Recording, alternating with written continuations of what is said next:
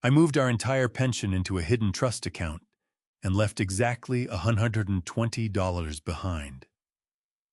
The next morning at 5 in the morning, my son kicked open my front door, grabbed me by the collar, and screamed that I was ruining his life.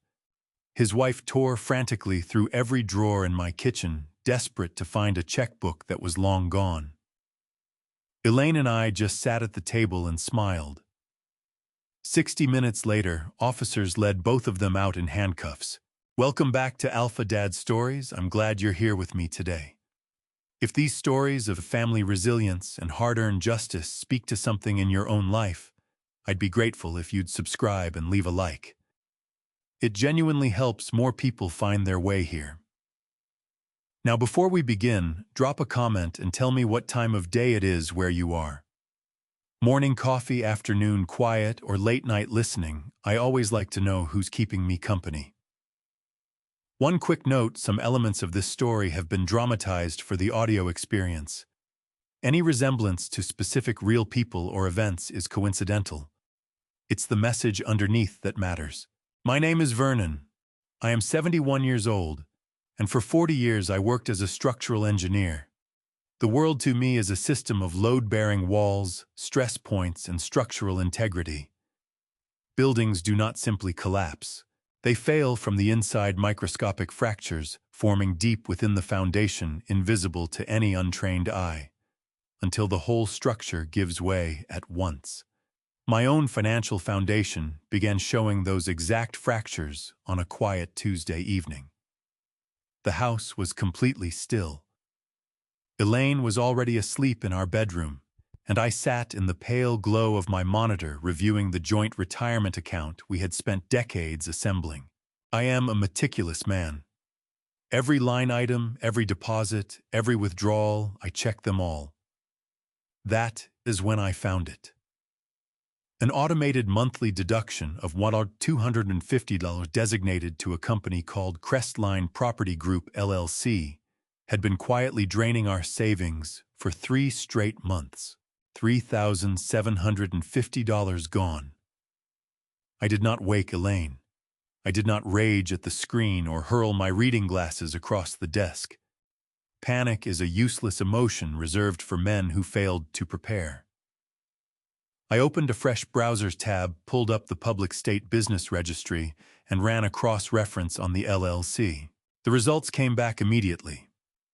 The company was registered to my son Derek, 38 years old. This was no banking error. It was deliberate, calculated theft. The boy I raised, educated, and pulled out of debt 3 separate times in his 20s was now treating his aging parents' retirement savings like a personal cash machine. He figured my age had dulled my awareness that I was too far removed from technology to catch a recurring electronic transfer. He was badly mistaken. I closed the laptop, walked to the kitchen, and poured a glass of water. The emotion that moved through me was not rage. It was a cold, iron certainty I was going to dismantle his operation completely. 5 days later, Derek and his wife Portia came to our home for our regular Sunday dinner. They stepped through the front door wearing the masks of devoted, loving children. I set out the pot roast and watched them closely, reading every word and every movement. The conversation around that table carried no real warmth, just performance. Portia pushed food around her plate and casually brought up the dust collecting on our baseboards. She turned to Elaine and declared that a 4-bedroom house was simply too great a physical burden for 2 people our age to keep up. She framed it as concern for our health. It was not concern. It was a cold appraisal of the property's worth. She was looking at my walls and seeing nothing but a balance sheet. Across the table, Derek cut his meat with an easy, relaxed posture. As he reached for his wine glass, his sleeve slid back. A heavy, brand-new Breitling watch gleamed on his wrist, its steel face catching the light from the chandelier above. He had not bought that watch through any business success of his own. He had bought it with the precise sum of money he stole from my retirement account. I held my gaze on it. Derek caught me looking, cleared his throat, and pivoted the conversation without missing a beat. He mentioned a brilliant financial advisor he had recently connected with at a networking event. In a carefully rehearsed tone, Derek proposed that Elaine and I should really allow him to consolidate our assets for our own protection. He insisted the economy was unstable, that inflation was steadily eroding our purchasing power, and that he was simply trying to shield us from the financial missteps that came with old age. He was seated at my table eating food I had paid for, wearing a watch bought with my stolen money, and now angling to hand him control of whatever remained. I nodded slowly. I chewed in silence. I offered no challenge, no demand for an explanation about the missing funds. Confronting a liar only hands them time to construct a cleaner story and erase the evidence. I let him walk away, believing he was the most capable mind in the room. When dinner ended, the performance wrapped up. Derek and Portia rose and made ready to leave. I remained at the dining table, finishing the last of my black French press coffee eyes, resting on the reflection in the large hallway mirror. Derek moved to the entryway to collect his wool coat from the rack. Through the mirror's glass, I watched him glance back toward the dining room to confirm Elaine and I had looked away. Then, with a practiced and chilling ease, he unhooked our spare house key from the wooden peg and slipped it straight into his jacket pocket. A brazen violation executed right in my home. He turned, smiled broadly, and called a cheerful goodbye to us both. I told him to drive safely. The front door clicked shut behind them. I pushed back my chair and walked toward the entryway to throw the deadbolt.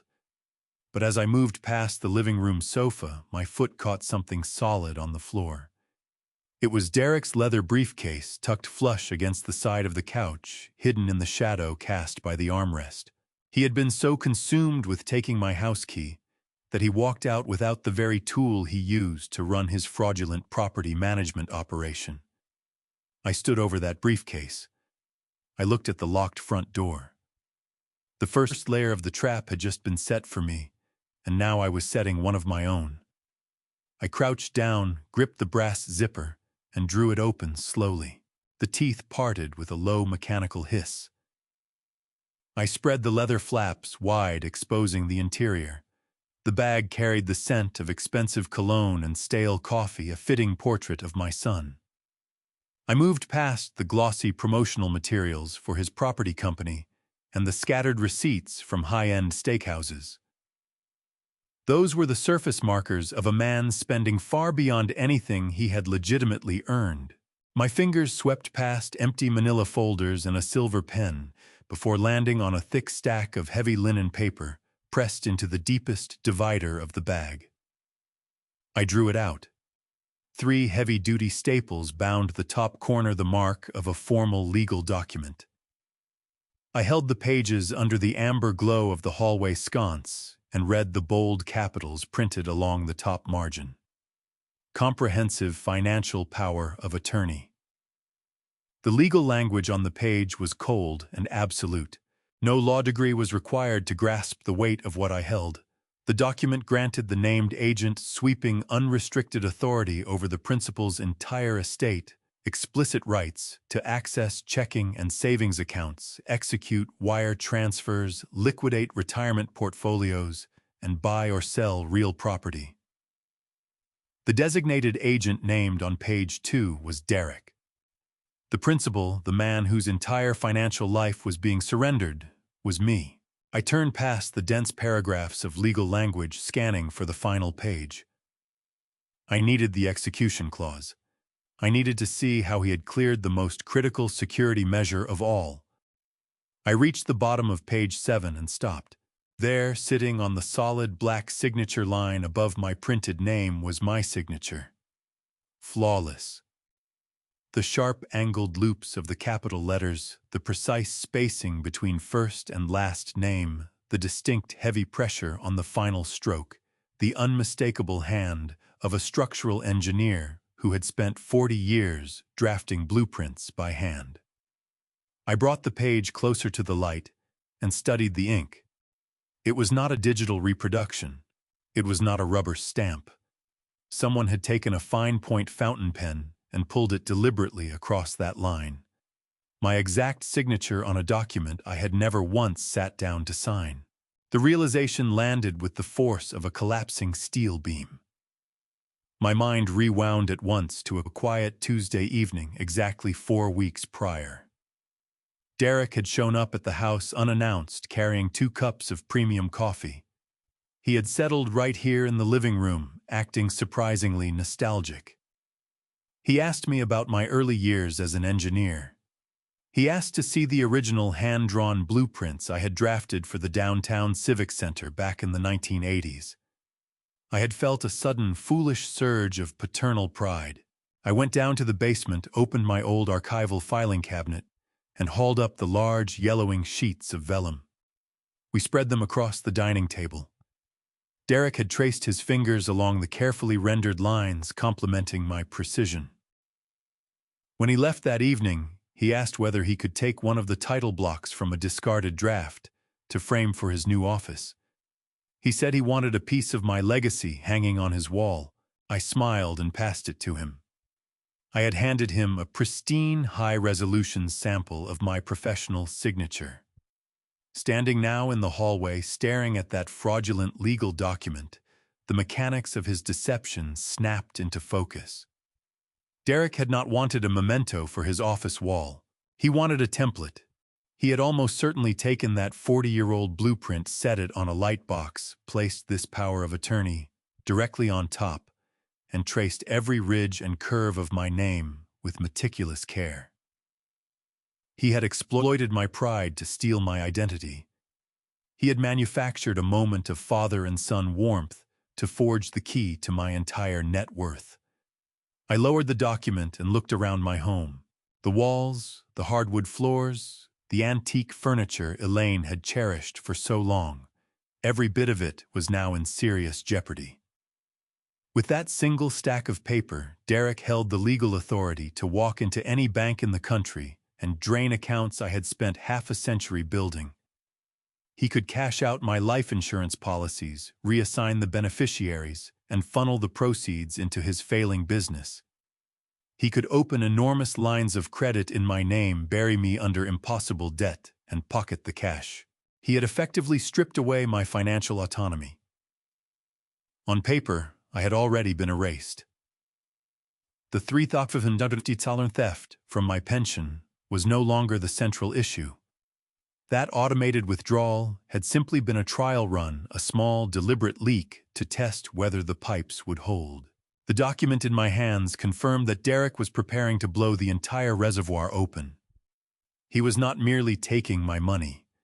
He was positioning himself to own my remaining years.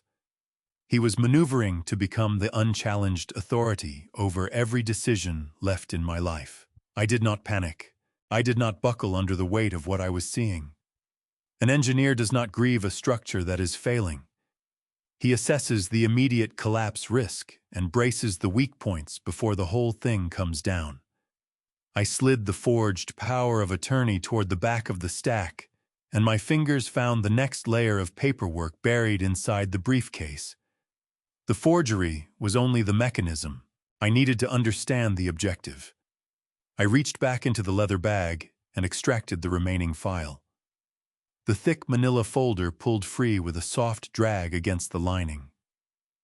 I opened it beneath the dim amber light of the hallway sconce. The topmost document was a commercial loan application from a lender called Pinnacle Bridge Lending. This was no reputable banking institution. Pinnacle Bridge was an aggressive, high-risk lending firm that operated exclusively in distressed assets and desperate borrowers. The primary applicant was listed as Crestline Property Group, LLC. The requested loan amount was printed in bold black ink near the top of the first page. $400,000. I moved my finger down the columns of the application. Derek was drowning financially. The interest rates on the second page were predatory, a brutal balloon payment structure engineered to eventually ensnare the borrower. No legitimate financial institution would approve that level of leverage for a property management company with zero visible liquid assets. Derek understood that better than anyone. It was precisely why he had bypassed conventional banks and gone straight to a shadow lender. But high-risk lenders demand ironclad collateral before they release a single dollar. I turned to page 3. There, printed neatly in the box marked for primary secured collateral, was my exact home address. He was pledging the roof over my head to pump $400,000 of life support into his collapsing business. This house was not simply a financial asset. It was the physical embodiment of 4 decades of relentless work. I purchased this plot of land when it was nothing but weeds and raw earth. As a structural engineer, I did not simply sign contracts and leave the work to others. I reinforced the foundation walls with my own hands. I calculated the precise load-bearing capacity of every steel beam supporting the second floor. I drove every nail into the oak flooring myself. I paid off the 30-year mortgage 5 years ahead of schedule by working 60-hour weeks and taking on independent consulting contracts every single weekend. I built a fortress so that Elaine would never have to worry about shelter if my heart gave out before hers.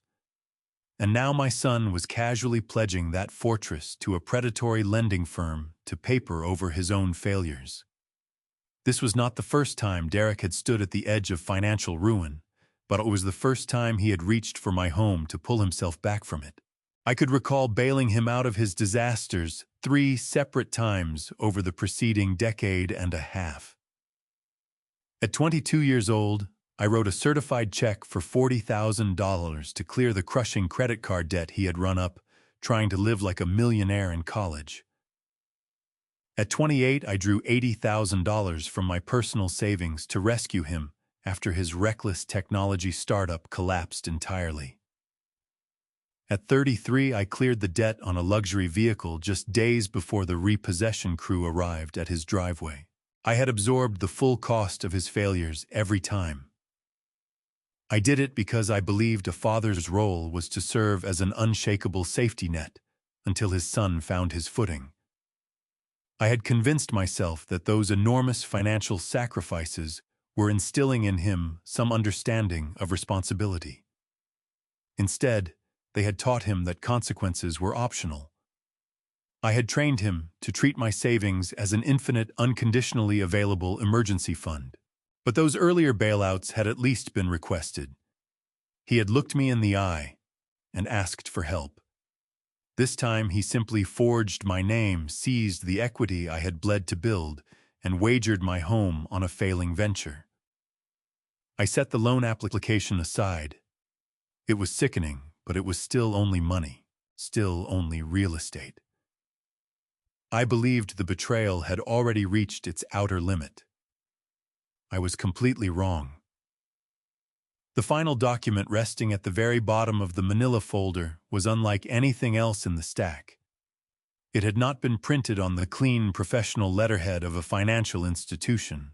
It was a poorly photocopied intake form on cheap paper, slightly crooked on the page. The faded logo in the upper left corner showed a crude illustration of a setting sun behind 2 pine trees. The text beneath it read, Millbrook Pines Convalescent Center State-Funded Long-Term Care Facility. My breath caught sharply in my chest. The hallway air suddenly felt freezing against my skin. Millbrook Pines was not a high-end retirement community. It was not a place where comfortable seniors played golf and sipped iced tea on manicured lawns. It was a notorious low-income state-run facility, tucked in the industrial district on the far side of the county, a grim holding place for the forgotten. The exact institution where wards of the state were sent when they had nothing left. No money, no family, no options. It was a deteriorating building with a long record of health department investigations for severe neglect, dangerous understaffing, and appalling living conditions. I looked at the top of the form. Under the section for prospective residents, the names listed were Vernon and Elaine. The ink was a distinct, bright blue. The handwriting was not Derek's sharp, hurried scrawl. It was neat, looping, perfectly uniform cursive, Portia's handwriting. She had filled out every single field across all 5 pages with deliberate care. Derek had engineered the financial theft, but his wife was coordinating the physical disposal of our persons. I worked through the specific details she had provided to the state facility. In the section labeled Primary Reason for Admission, Portia had checked 3 boxes with precision: severe cognitive decline, incapable of independent living, and danger to themselves. She was constructing a fictitious and damning medical record from scratch. She was building a paper trail to persuade the state that Elaine and I had lost our minds entirely and could no longer function in society. The cruelty embedded in every line of that form only deepened as I read on. In the financial disclosure section, Portia had checked the box indicating that the resident's monthly Social Security payments would be surrendered directly to the facility to offset the basic cost of state care. She had signed away the very last thread of independent income we would ever see.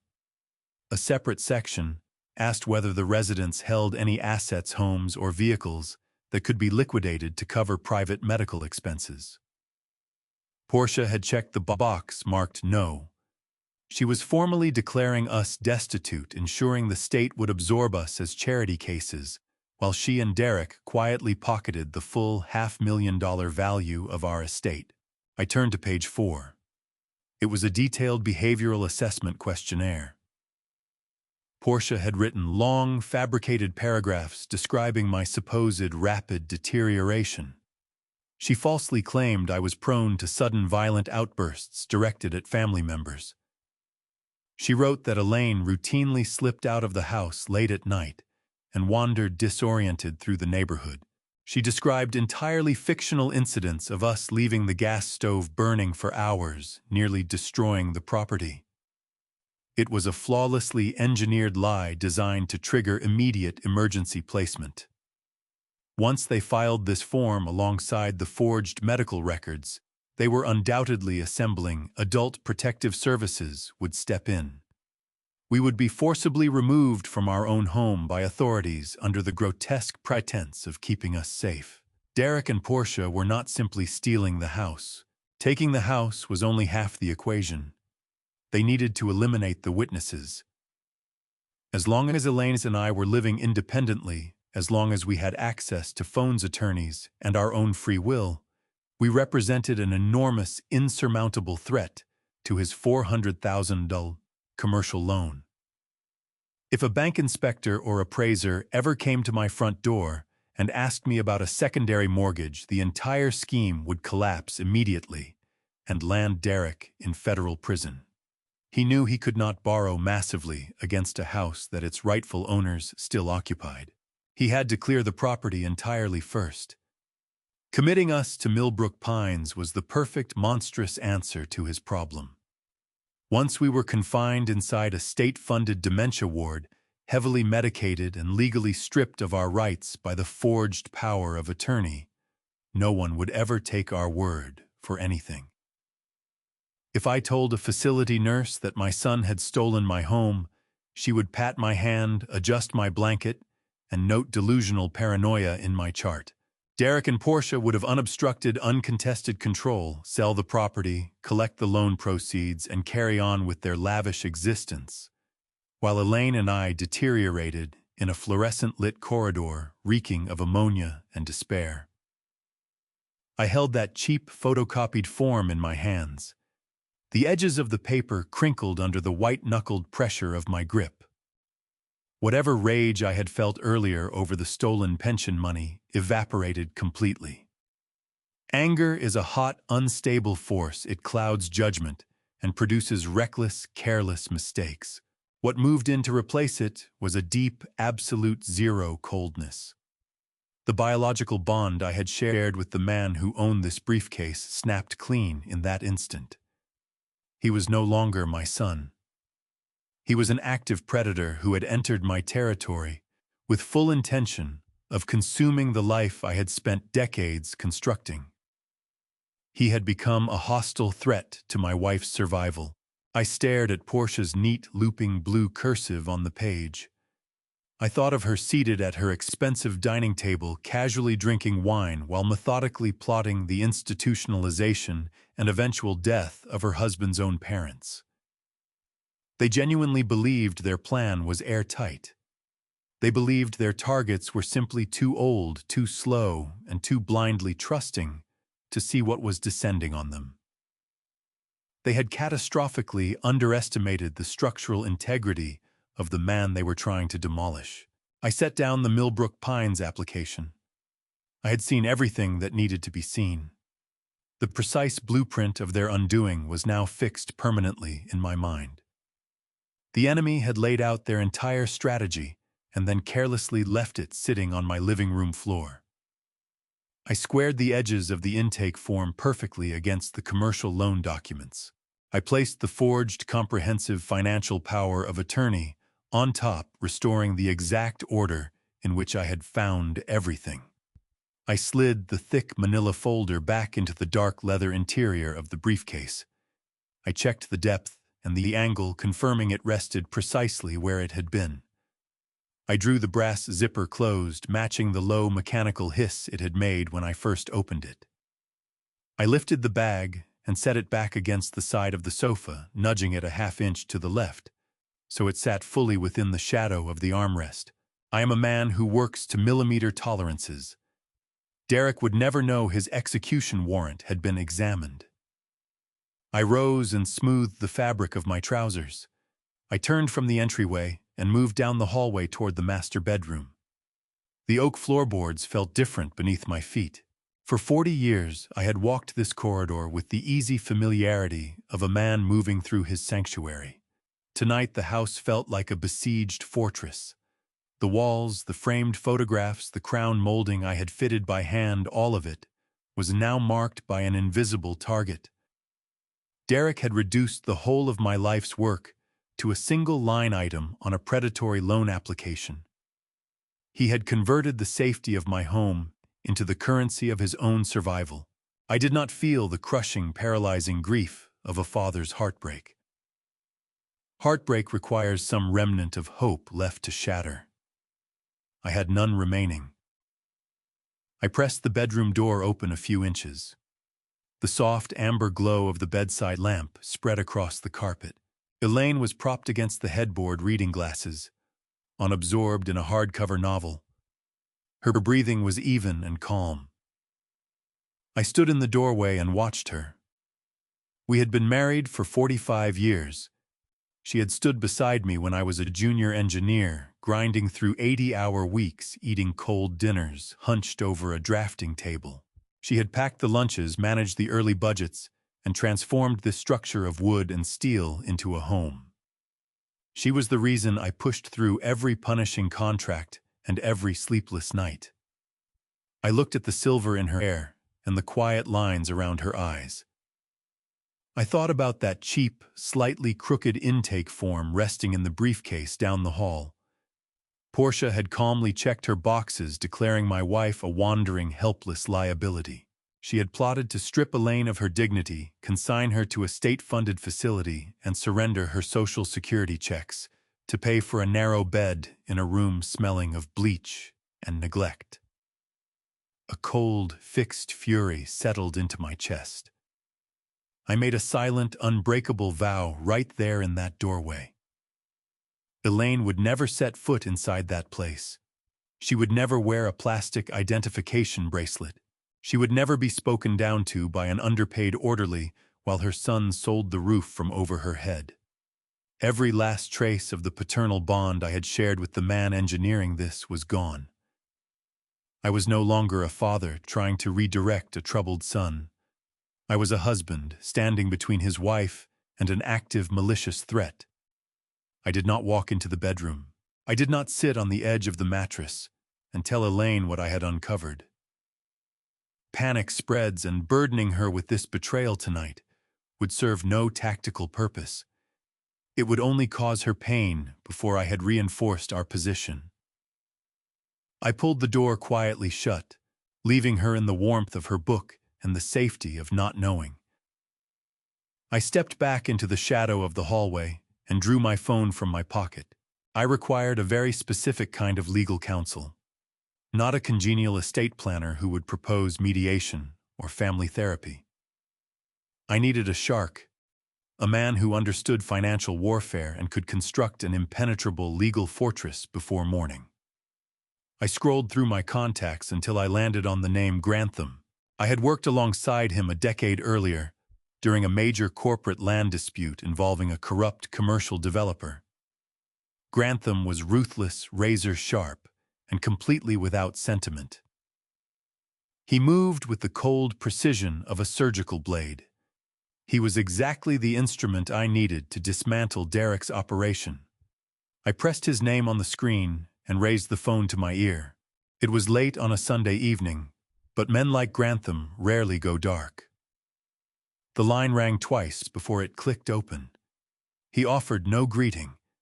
He simply answered with his last name. I did not waste words.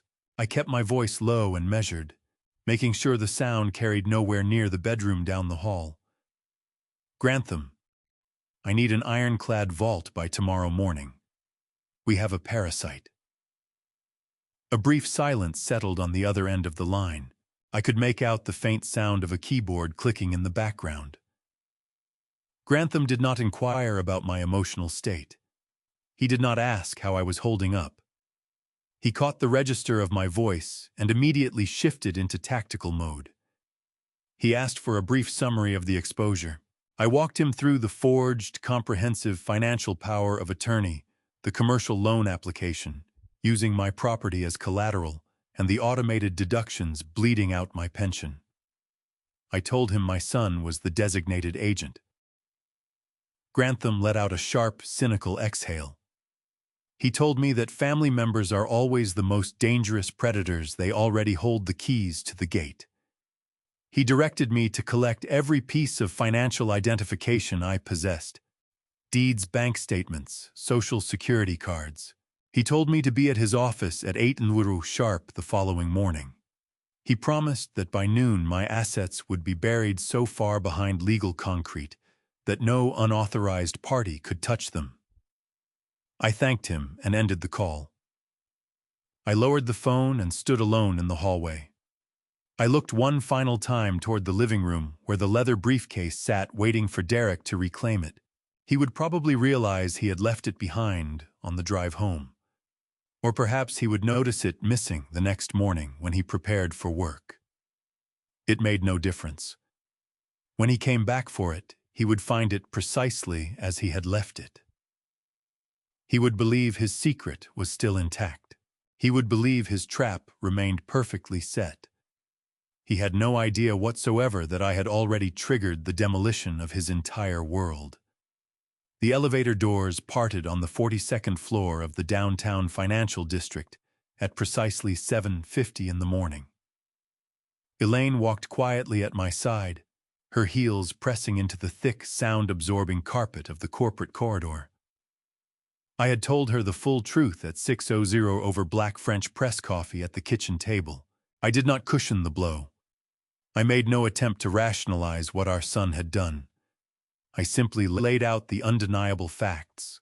The forged legal documents, the predatory commercial loan leveraging our home, the meticulously completed intake forms for the Millbrook Pines state facility. I anticipated tears, or perhaps a desperate maternal refusal to accept it. What I witnessed instead was the hardened, unyielding resolve of a woman who had partnered with a structural engineer for nearly half a century.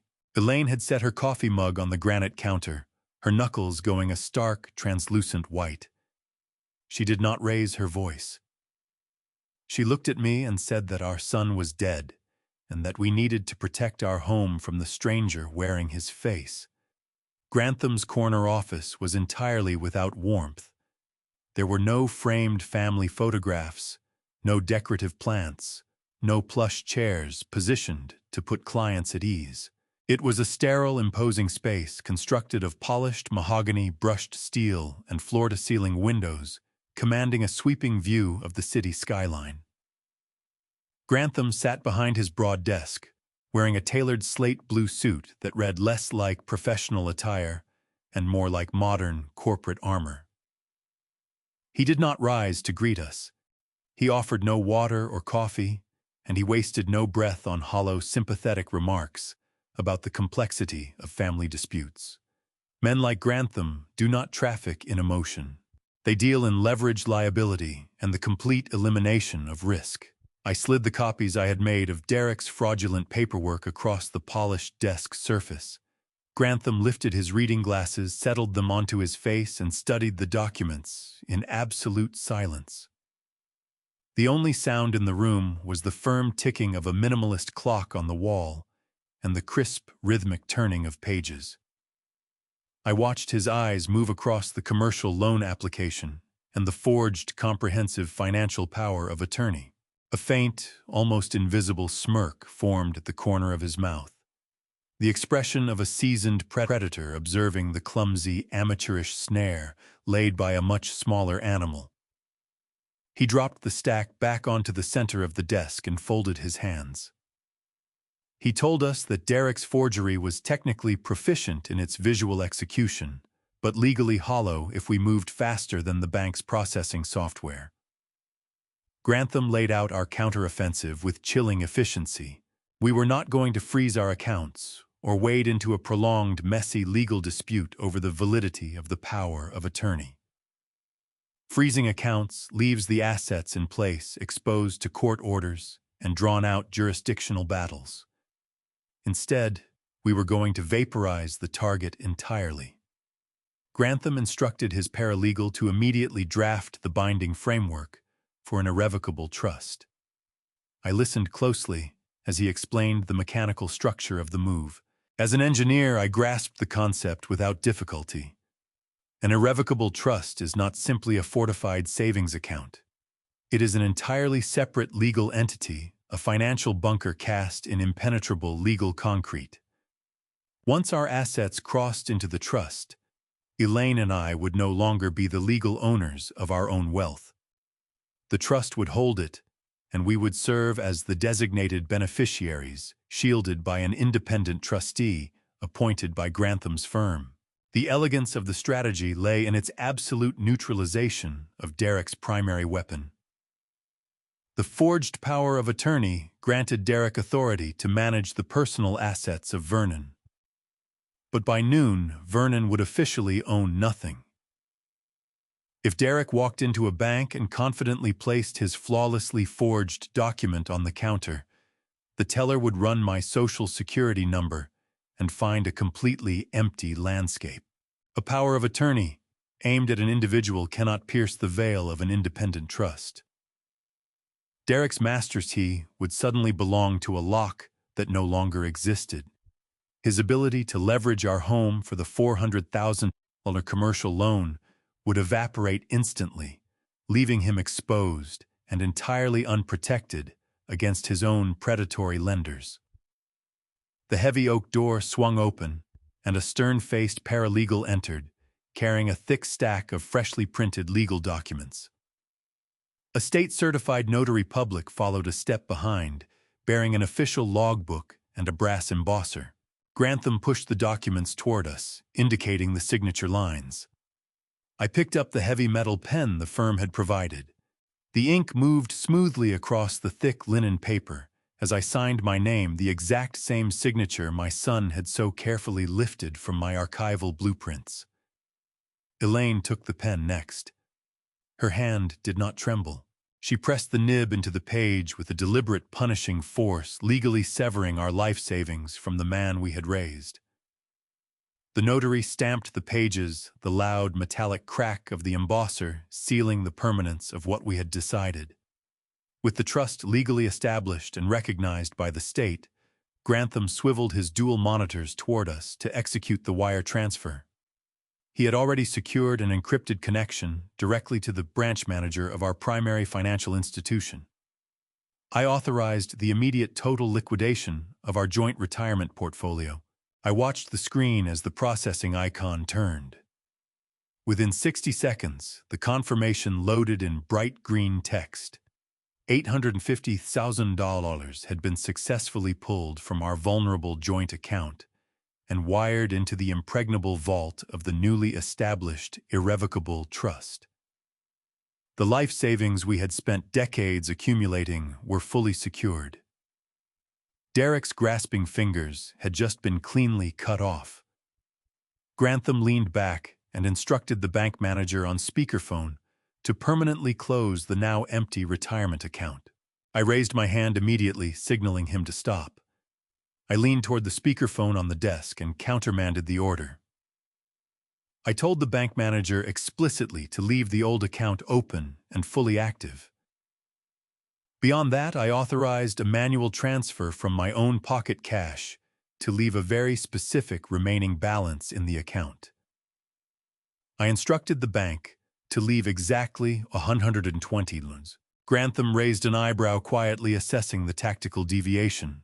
I had no need to walk him through the mechanics of the trap. If I closed the account entirely, the automated clearinghouse network would immediately bounce Derek's pending withdrawal with an account closed error code. That error would alert his accounting software at once that I had discovered the breach. He would panic early. He would have time to construct a backup plan, destroy his fraudulent documents, or attempt to disappear before the consequences could fully land on him. I needed him to remain completely blind and supremely confident until the very last possible second. An insufficient funds error takes considerably longer to process through the banking network. It frequently triggers secondary and tertiary automatic withdrawal attempts, accumulating punishing compounding overdraft fees on the receiving end.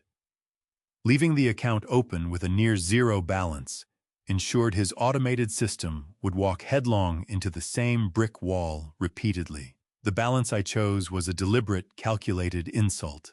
I knew his system was set up to run an automated $125 monthly pull for his secondary administrative fees. By leaving exactly $120, I was engineering his transaction to collapse on a margin of precisely $5. It was a cold mathematical insult, left deliberately in the dark, waiting for him to stumble across it. We rose from the heavy leather chairs. Elaine fastened her coat, her face carrying a newly settled, unshakable calm. The dread of the Millbrook Pines Convalescent Center application had been completely defused. We were no longer elderly targets waiting to be cast aside. We were the architects of a precision demolition. I shook Grantham's hand, feeling the firm, deliberate grip of someone who had just successfully armed a warhead. We moved out of the mahogany office and stepped back into the elevator. As the stainless steel doors closed behind us, I glanced at the heavy field watch on my wrist. It was 10:30 in the morning. Somewhere on the other side of the city, Derek was in his leased office, eyes fixed on his computer screens, utterly certain he commanded his own universe. He had no idea that his kingdom had already been taken, his leverage crushed to nothing, his crown reduced to paper waiting to catch fire. Stepping out of the downtown high-rise, the cold morning air hit my face like a closed fist. Elaine squeezed my hand, no words needed, just a quiet recognition of the secondary mission still ahead before we could go home. We did not head for the car. Our next destination was the municipal police precinct 4 blocks from the financial district. You cannot effectively weaponize a bank's fraud division without a stamped official criminal complaint as your ammunition. Pushing through the heavy glass doors of the precinct, the full weight of what I was doing settled deep into my bones. I was about to hang a permanent criminal record around the neck of my only child. I stepped to the bulletproof glass at the front desk, passed my state identification to the duty sergeant, and asked to file a formal sworn report for felony identity theft and document forgery. The detective assigned to us was a young, sharply put-together man who looked barely older than Derek.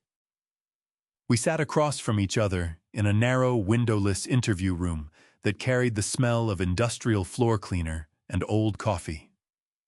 I set the photocopy of the comprehensive financial power of attorney on the scarred metal table and pressed my index finger to the flawless forgery of my signature at the bottom of page 7. The detective uncapped a legal pad and asked who I believed had fabricated the document. I did not hesitate. I did not soften my voice.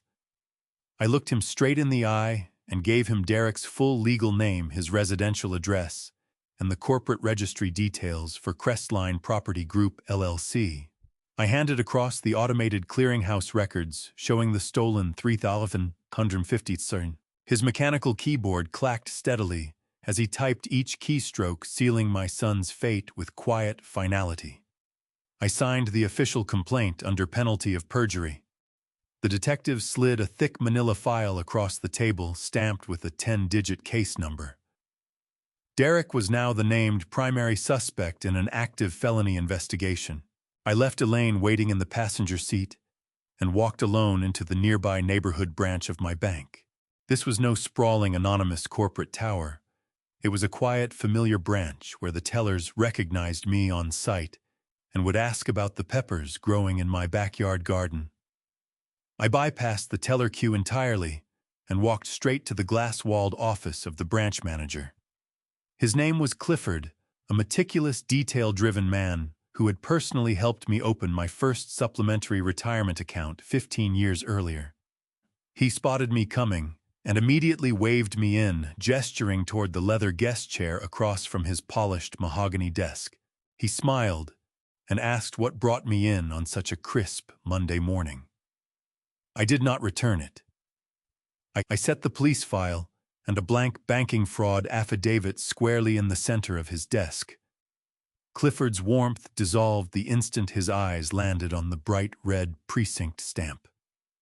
He reached for the paperwork, his professional instincts snapping into place. I laid out the exact contours of the security breach. I named Crestline Property Group, LLC as a hostile entity. I instructed him to pull my old checking account history and locate the automated monthly deductions of $1,250.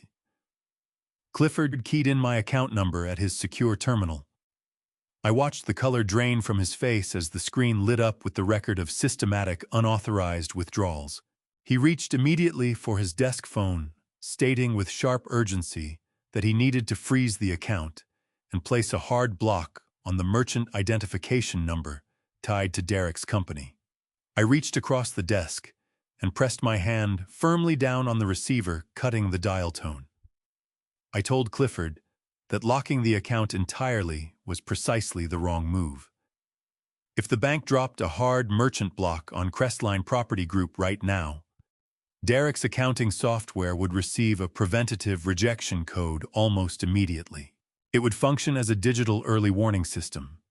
He would know the pipeline had been discovered and cut before he even attempted to pull the next scheduled payment. I needed him to walk into the trap blind. I instructed Clifford to process the fraud affidavit, internally link it securely to the police report, and leave the automated clearinghouse pathway completely open. I told him I had deliberately left exactly $120 in the otherwise empty account. When Derek's system automatically attempted to draw $125 on the first of the month, I needed the transaction to pass normally through the initial gateway and then violently collapse against the insufficient funds barrier at the very last possible millisecond. Clifford stared at me, his hand drifting slowly away from the phone. He was a seasoned banking veteran. He grasped the cascading financial consequences my precise instructions would set in motion without needing them spelled out. When an automated commercial draw fails on insufficient funds, it does not quietly dissolve. It detonates an automated penalty chain on the receiving end. Derek's primary business account would absorb a severe returned item fee. But the heavier blow, because the transaction was now officially flagged under a verified active felony fraud investigation, was that the specific failure code would trip the bank's internal security algorithms. The moment Derek's system reached for that money, the bank's automated fraud defense network would classify it as an active cybercrime in progress. I leaned forward and held Clifford's gaze. I told him that the instant Derek's scheduled withdrawal failed, I wanted the bank to automatically freeze every account tied to Crestline Property Group across their entire network. His commercial lines of credit locked. His business debit cards rendered useless. His payroll capabilities paralyzed on the spot. By letting Derek attempt the theft one final time, we were handing the bank the legal grounds to treat his entire operation as a fraudulent, hostile entity. Clifford nodded slowly. He pulled out a specialized high-security authorization form, entered my instructions into the bank's mainframe, and linked the police case number directly to Derek's merchant ID. He angled the monitor so I could confirm the digital tripwire was live. The trap was set fully armed, entirely invisible. Walking back to the car, the physical toll of the morning finally caught up with me, settling into every joint. I opened the driver's door and dropped behind the steering wheel. Elaine studied my face, reading it for any flicker of doubt or regret. I put the key in the ignition and told her it was done. The police were building the felony forgery case, and the banking network was primed to financially decapitate our son. The moment the calendar turned to the 1st of the month, I gripped the leather steering wheel and felt a strange, hollow ache spreading through my chest. I had spent my entire adult life raising structures engineered to survive hurricanes, earthquakes, and the slow, grinding weight of decades. Now I was applying that same exacting precision to construct the total, inescapable ruin of my own flesh and blood. I put the car in drive and pulled away from the bank without once checking the rear-view mirror. The 48 hours that followed were a study in pure psychological endurance. Derek did not call. He did not come by the house to check on us. He was completely absorbed in the mechanics of his fraudulent commercial loan application, likely sitting in his leased office combing through his fabricated ledgers, fully confident that my paid-off home would soon be pledged as collateral for his $400,000 lifeline.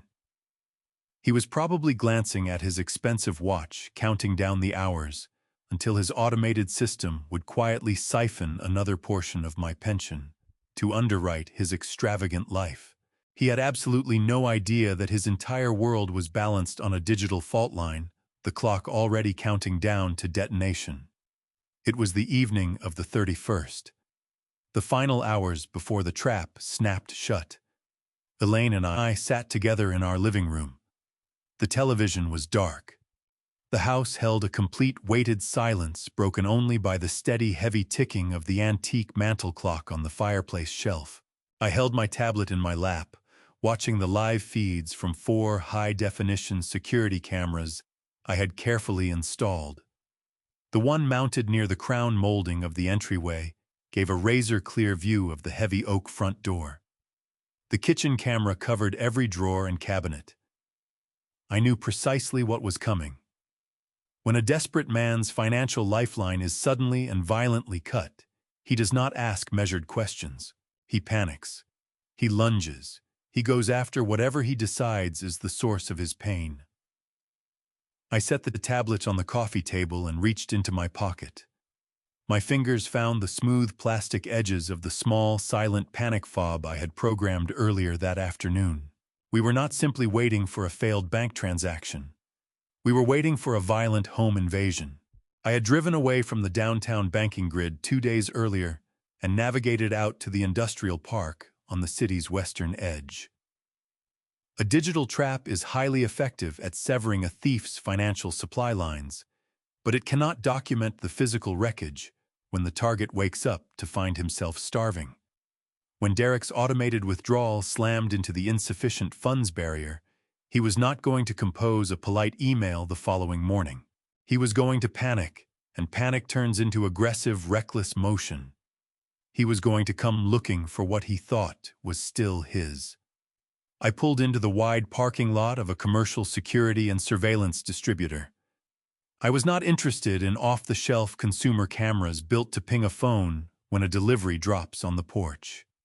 I needed professional hardwired equipment designed to produce courtroom-admissible evidence. I walked to the supply counter and purchased 4 high-definition, low-profile dome cameras with 4K resolution sensors, infrared night vision, and highly sensitive omnidirectional audio receivers. I also picked up a discrete cloud-linked network video recorder and several heavy spools of shielded coaxial cable. We were back at the house just after 1:00 in the afternoon. Elaine removed her wool coat, kissed my cheek, and moved quietly into the kitchen to make lunch. Her composure continued to be something I could barely account for. She was treating the approaching destruction of our only child with the calm, methodical routine of a woman bracing for a hard winter. I carried the heavy cardboard boxes of surveillance equipment into the living room and set them on the oak coffee table. I stood in the center of the room and closed my eyes for a moment. I forced a deliberate shift in perspective, made myself stop seeing the space as the home where we had marked decades of holidays and quiet anniversaries. I was reading it now as a tactical environment. An engineer knows that every physical space contains inherent choke points, blind spots, and primary lines of sight. I needed overlapping fields of vision capable of capturing a hostile intruder from the instant they breached the front door through to the interior living areas. I pulled my heavy canvas tool bag from the basement and started in the front entryway. I had milled and installed the thick, custom oak crown molding in this hallway 30 years ago. I knew exactly what hollow space lived behind the polished wood. I climbed a sturdy aluminum stepladder, measured the precise center point above the main doorframe, and used a fine-tuned drywall saw to open a clean 2-inch circular hole. White gypsum dust settled across my shoulders like fine snow. I threaded the shielded coaxial through the ceiling joists and ran it down the wall cavity to connect directly to the hidden network recorder I had mounted inside the locked utility closet. I drove the first camera flush to the ceiling. The matte white dome casing vanished into the painted plaster. Without knowing exactly where to look, the lens was invisible. This camera would capture the initial breach, document the precise level of aggression Derek brought through my door the moment he crossed the threshold. I moved the ladder into the living room and positioned the second camera in the far corner, angled slightly downward, to sweep the entire seating area, the front windows, and the shadowed side of the sofa, where Derek's leather briefcase still sat exactly where he had left it. As I spliced copper wiring and secured the heavy mounting bracket, a strange, detached rhythm settled into my hands. Stripping cable and driving steel screws were pure muscle memory. I was building a cage for the boy who used to sit on this very floor, playing with wooden building blocks, while I drew blueprints at the dining table. I pushed the memory away with deliberate force. Nostalgia is a critical structural weakness. I tightened the last screw on the dome casing and locked the lens into position. I walked into the kitchen, where Elaine was quietly slicing vegetables at the counter. I mounted the third camera directly above the upper cabinets, angling the high-resolution lens downward to capture the large center island and the full row of lower storage drawers. I needed absolute visual clarity in that room specifically. If Derek arrived demanding answers about the frozen accounts, Portia would not stand still. She would tear through our personal belongings, hunting for checkbooks, bank statements, account routing numbers, anything she could use to manually bypass the block. I wanted her face, her frantic hands, and her destructive intent captured in clean, undeniable detail. The fourth and final camera went into the main connecting hallway, creating a cross-cutting line of sight linking the living room to the kitchen. Anyone moving fast between the two primary spaces would be recorded from two separate angles simultaneously, with no blind spots remaining. Once all the hardware was mounted and the white drywall dust swept from the hardwood floors, I sat at the dining table with my tablet to calibrate the network. I booted the secure interface and entered the encryption credentials. The screen split into 4 sharp, flawless quadrants. The 4K resolution was extraordinary. I could make out the exact woven texture of the fabric on the living room sofa, I could read the printed text on the spine of a novel sitting on the end table. But the video feed was only half the equation. In a courtroom, visual evidence of the confrontation can sometimes be dismantled by a skilled defense attorney, framing it as a family misunderstanding or an accident. Crystal clear audio strips away any room for that kind of maneuvering. I adjusted the digital gain on the omnidirectional microphones built into each dome. I asked Elaine to stand at the far end of the kitchen face, away from the camera, and speak at a normal conversational volume. I placed the headphones over my ears and listened. Her voice came through with terrifying clarity. I could hear the sharp, metallic scrape of her knife dragging across the wooden cutting board. I could hear the faint, low hum of the refrigerator motor underneath it all. The audio capture was completely flawless. Any threat, any shouted demand, any whispered conspiracy spoken inside these walls would be permanently preserved. The system was set to push the high-definition data packets instantly to an encrypted cloud server. If Derek decided to rip the cameras off the ceiling or smash the recording box in a rage, it would not matter in the slightest. The footage would already be sitting on a secure server thousands of miles away, waiting for a judge to press play. I pulled off the headphones and set the tablet on the table. The perimeter was sealed. The physical trap inside the house mirrored the digital trap waiting at the bank. I looked over at the antique mantel clock on the fireplace shelf. The heavy brass pendulum swung in its patient arc, counting off the final hours of the afternoon. Tomorrow, Derek's automated system would reach for its scheduled deduction. Tomorrow, his financial house of cards would come apart violently. I walked to the front door, tested the deadbolt, and waited for the sun to go down. The shadows in the living room stretched and deepened as the light finally slipped below the tree line at the back of the yard. I settled into my leather armchair, the cool upholstery firm against my back, watching the last of the ambient light fade from the room. Elaine came in carrying a silver tray with 2 steaming mugs of peppermint tea. She set it gently on the coffee table, ceramic touching metal with a soft clink. She passed me a mug and took her seat on the sofa. Before we go any further, I want you to sit with what's coming next. Everything I had built, everything Elaine and I had trusted, was about to be tested in a way I never imagined possible. So let me ask you this. If you discovered that someone close to you had been quietly working against you, would you confront them immediately? Or would you gather every piece of proof first and let them walk into the trap themselves? We did not switch on the television or the standing reading lamps. We sat in the gathering dark, lit only by the amber wash of the streetlights outside. The antique mantel clock on the fireplace shelf ticked with a steady, patient cadence. Each arc of the brass pendulum carried us closer to midnight. Tomorrow was the first of the month.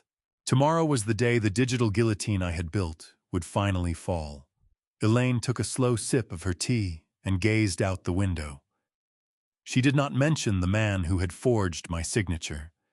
She did not raise the horrifying intake forms from the state-run nursing facility. Instead, she walked me through her plans for the spring garden, detailing exactly which rose bushes she intended to prune. Her capacity to compartmentalize the coming destruction of her only child was extraordinary. I listened to her voice and felt a deep, genuine surge of admiration. She was deliberately anchoring herself to the future, refusing to spend another ounce of emotional energy on Derek. She had constructed an internal, psychological fortress that matched the legal vault Grantham had built around our finances. I nodded along my mind, already running through the precise timeline of the approaching dawn. I lifted the tablet from the table and brought up the security network interface. The screen cast a cold, bluish light across the dark room. I cycled through the 4 camera feeds as the ambient light inside the house faded. The infrared sensors on the dome lenses engaged automatically. Every room was rendered instantly in high contrast, black and white. I zoomed in on the far corner of the sofa. Derek's leather briefcase was still sitting exactly where he had left it. A silent beacon that would draw him back into the blast radius. I checked the cloud upload status indicator in the corner of the screen. The encrypted connection was pushing the silent footage flawlessly to a remote server 3 states away. Our digital perimeter was airtight. My attention drifted from the physical security of the house to the invisible financial networks moving through the ether. Somewhere out there, the automated clearinghouse algorithms were queuing their nightly batch processing files. Derek's accounting software was programmed to initiate its fraudulent pull in the middle of the night. I pictured the digital request for $250 traveling across the banking network, hunting for my routing number. I saw it reach the active account probe for the required balance and slam violently into the deliberate remainder of exactly $120. The resulting non-sufficient funds error code would trigger a cascading chain reaction of catastrophic financial failures. The secondary shockwave would reach his commercial loan application just hours later. Pinnacle Bridge Lending was a predatory operation. Their underwriting department would automatically run a final verification pass on the primary collateral. They would query the county property records to confirm the asset was unencumbered and legally available to pledge. When their system ran headlong into the legal concrete of my newly established trust, the loan would be instantly flagged for severe title defects.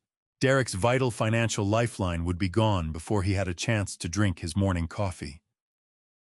The very oxygen his company required to survive was being drained from the room while he slept right through it. I set the tablet back on the coffee table and took a slow drink of my tea. The peppermint was warm, a stark contrast to the cold calculations cycling through my mind. I ran a mental checklist of every variable. The police report was filed and stamped. The bank fraud affidavit was actively linked to his merchant identification number. The trust legally shielded our entire net worth. The high-definition cameras were capturing every square inch of the primary entry points. I had engineered a flawless defense, but a defense is only truly proven when it absorbs a direct hit, and I knew with complete certainty that the hit was coming. A desperate man stripped of his survival resources does not stand down quietly. He charges whatever he perceives as the obstacle in his path. Elaine finished her tea, set her mug on the tray, and rose from the sofa. She crossed to my armchair, leaned down and pressed a kiss to the top of my head. She told me to try to get some rest before the sun came up. I held her hand for a moment and watched her move down the hallway toward the bedroom. The door clicked shut behind her, leaving me alone in the living room. I had no intention of sleeping. Sleep meant surrendering control, and I needed to stay completely sharp. I got up and went to the front closet. I pulled out a clean button-down shirt and a sturdy pair of denim trousers. I needed to be fully dressed when the breach came. I wanted to project the image of total, unyielding authority. I changed in the dark, buttoning the shirt with measured precision, and strapped the heavy field watch onto my left wrist before returning to the leather armchair. I settled in and let my eyes adjust to the shadows. The digital display on the cable box read 11:45. 15 minutes before the calendar officially turned. I rested my hands on the armrests and slowed my breathing. I listened to the low mechanical hum of the refrigerator and the occasional creak of the floorboards contracting as the night air cooled the exterior of the house. Every sound was sharpened by the absolute quiet. The mantel clock on the fireplace shelf began to chime, the deep, resonant strikes rolling through the empty rooms, marking the arrival of midnight. It was officially the first of the month. The digital trap I had set with Clifford at the bank was now actively hunting its target in cyberspace. Derek's automated withdrawal request was at this moment colliding with the insufficient funds barrier generating the precise fraud alert codes that would permanently freeze his entire corporate network. His credit cards were declining. His merchant accounts were locking down. His financial execution had just been carried out in total silence, and he would not discover the wound until he woke up. I leaned back and fixed my gaze on the heavy oak front door. I knew the exact tolerances of the deadbolt and the reinforced steel strike plate I had installed myself. I knew precisely how much force it would take to breach the frame. I slid my right hand into my trouser pocket and closed my fingers around the smooth plastic casing of the silent panic fob. The small button rested directly under my thumb. I sat in the dark, completely awake, waiting for the dawn and the thing it would bring with it. The hours between midnight and 5 Zurum in the morning crawled past with an agonizing glacial slowness. I stayed motionless in the leather armchair. The blackness of the living room slowly softened into the deep, bruised purple of early morning. My joints ached with a dull, persistent stiffness, a blunt reminder of my age. But my mind ran with the clean, humming clarity of an electrical grid operating at full load. I tracked the passing hours by the chiming of the mantel clock, 2 hour 3 hour 0. With every stroke, I knew the automated defense protocols at the bank were executing exactly as programmed. I visualized the digital algorithms dropping iron gates across Derek's entire commercial portfolio. 400 came and went. The neighborhood beyond my window held its deep, undisturbed silence. And then, at precisely 5:00 in the morning, that silence broke apart. The harsh screech of rubber tires dragging hard against cold asphalt cut through from the street outside. An engine sat idling, the aggressive guttural rumble of a vehicle thrown into park in a hurry. Car doors crashed shut with percussive force. Heavy, frantic footsteps hammered up the concrete walkway toward my porch. I did not stand. I moved my right hand inside my trouser pocket. My thumb settled into the grooved indentation of the silent panic fob. I pressed down, firmly feeling the satisfying mechanical click under my fingertip. The invisible distress signal fired instantly to the Municipal Police Dispatch Center. The countdown had begun. The brass deadbolt on the front door rattled hard against its housing. I heard the frantic scraping of metal blindly searching for the keyhole. It was a clumsy, desperate effort. A moment later, the tumblers aligned. The locking mechanism built to keep out strangers gave way easily to the spare key Derek had taken from my hallway rack just 5 days earlier. He did not ease the knob open and step inside quietly. He threw his full body weight against the solid oak door. It swung inward with explosive force, the brass handle cracking hard into the plaster wall of the entryway. The impact rattled the framed photographs hanging in the corridor. Derek came through the door like a cornered animal. He was completely unrecognizable from the arrogant, smoothly composed businessman who had carved pot roast at my dining table. His appearance was entirely unhinged. The expensive wool coat was gone. He wore a wrinkled, sweat-stained dress shirt hanging half untucked from his trousers. His tie dangled loose around his neck like a broken leash. His face had gone a dangerous mottled red, and his eyes were wide bloodshot, cutting through the shadows of the room in every direction. He was pulling in ragged, jagged breaths, panting hard. The confident predator had been completely erased. What stood in his place was a terrified, financially asphyxiated man who had watched his entire world dissolve in the space of a few hours. He did not look for Elaine. He did not ask whether I was awake. He found my eyes in the armchair and lurched forward into the living room. "What did you do?" He screamed, his voice splitting into a high, hysterical pitch. The sound ripped through the quiet house, abrasive and raw. "What the hell did you do to the accounts?" He did not wait for an answer. He began pacing in frantic loops across the hardwood floor, both hands moving in the air, his gestures wild and uncontrolled. He yelled that his automated management software had crashed at 2 in the morning. He screamed that the scheduled transfer had bounced and set off a catastrophic chain reaction across his entire corporate ledger. The details of his collapse poured out in a continuous panicked torrent. He shrieked that the insufficient funds code had flagged his primary banking branch, and they had not simply rejected the transfer on account of the active fraud alert. I had carefully seeded with the bank manager. The network had executed a total immediate lockdown. Derek yelled that his business debit cards were declining at the gas station. He screamed that his corporate lines of credit were completely frozen. 4 of his major subcontractors had attempted to cash their weekly payroll checks at dawn, and every single one had bounced on the spot, obliterating his professional reputation. He was hemorrhaging thousands of dollars in cascading overdraft penalties, locked out of his own financial ecosystem entirely.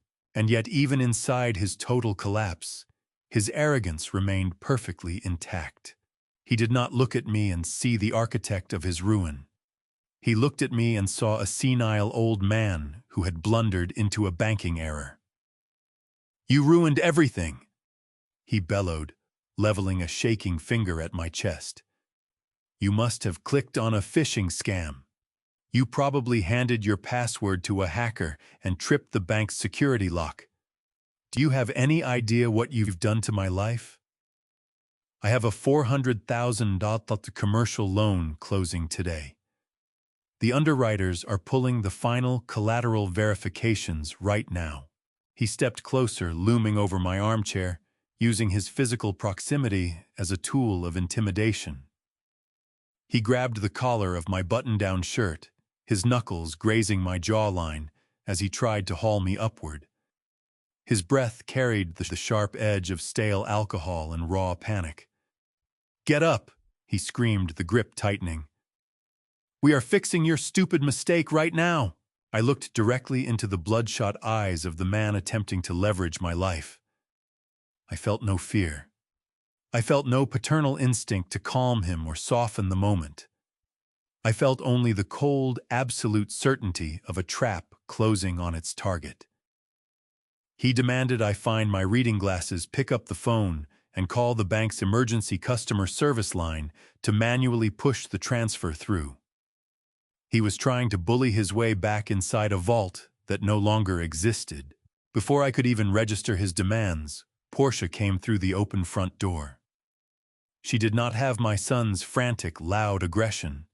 Her panic was focused and deeply malicious. She moved past Derek at a near sprint, ignoring me entirely where I sat in the armchair. She was dressed in dark sweatpants and a heavy jacket, hair pulled into a tight, disheveled knot. She went straight for the kitchen. I tracked her through the connecting hallway. She did not reach for the overhead light. She started wrenching the heavy wooden drawers open with brutal, indiscriminate force. I heard the violent clatter of silverware and the sharp rustle of loose papers. Portia was hunting for a physical checkbook. She had decided that if the digital pathways were frozen, she could pressure me into writing a manual wet ink check to sidestep the automated clearinghouse network entirely. She muttered curses under her breath, throwing aside envelopes and notepads. "Where does he keep the emergency accounts?" She hissed aloud, entirely unconcerned that the owner of the house could hear every word. She tore open the utility drawer, sending a cascade of batteries and loose keys scattering across the granite countertop. The sheer entitlement powering her actions was breathtaking. She genuinely believed she had every right to dismantle my home simply because her husband's fraudulent enterprise had run into a digital wall. I stayed in my chair without moving. I did not raise my hands against Derek's grip on my collar. I did not try to match his volume or cut into his hysterical ranting. I simply watched them. I observed my son hyperventilating about the commercial loan he had fraudulently secured, using the forged signature on the power of attorney.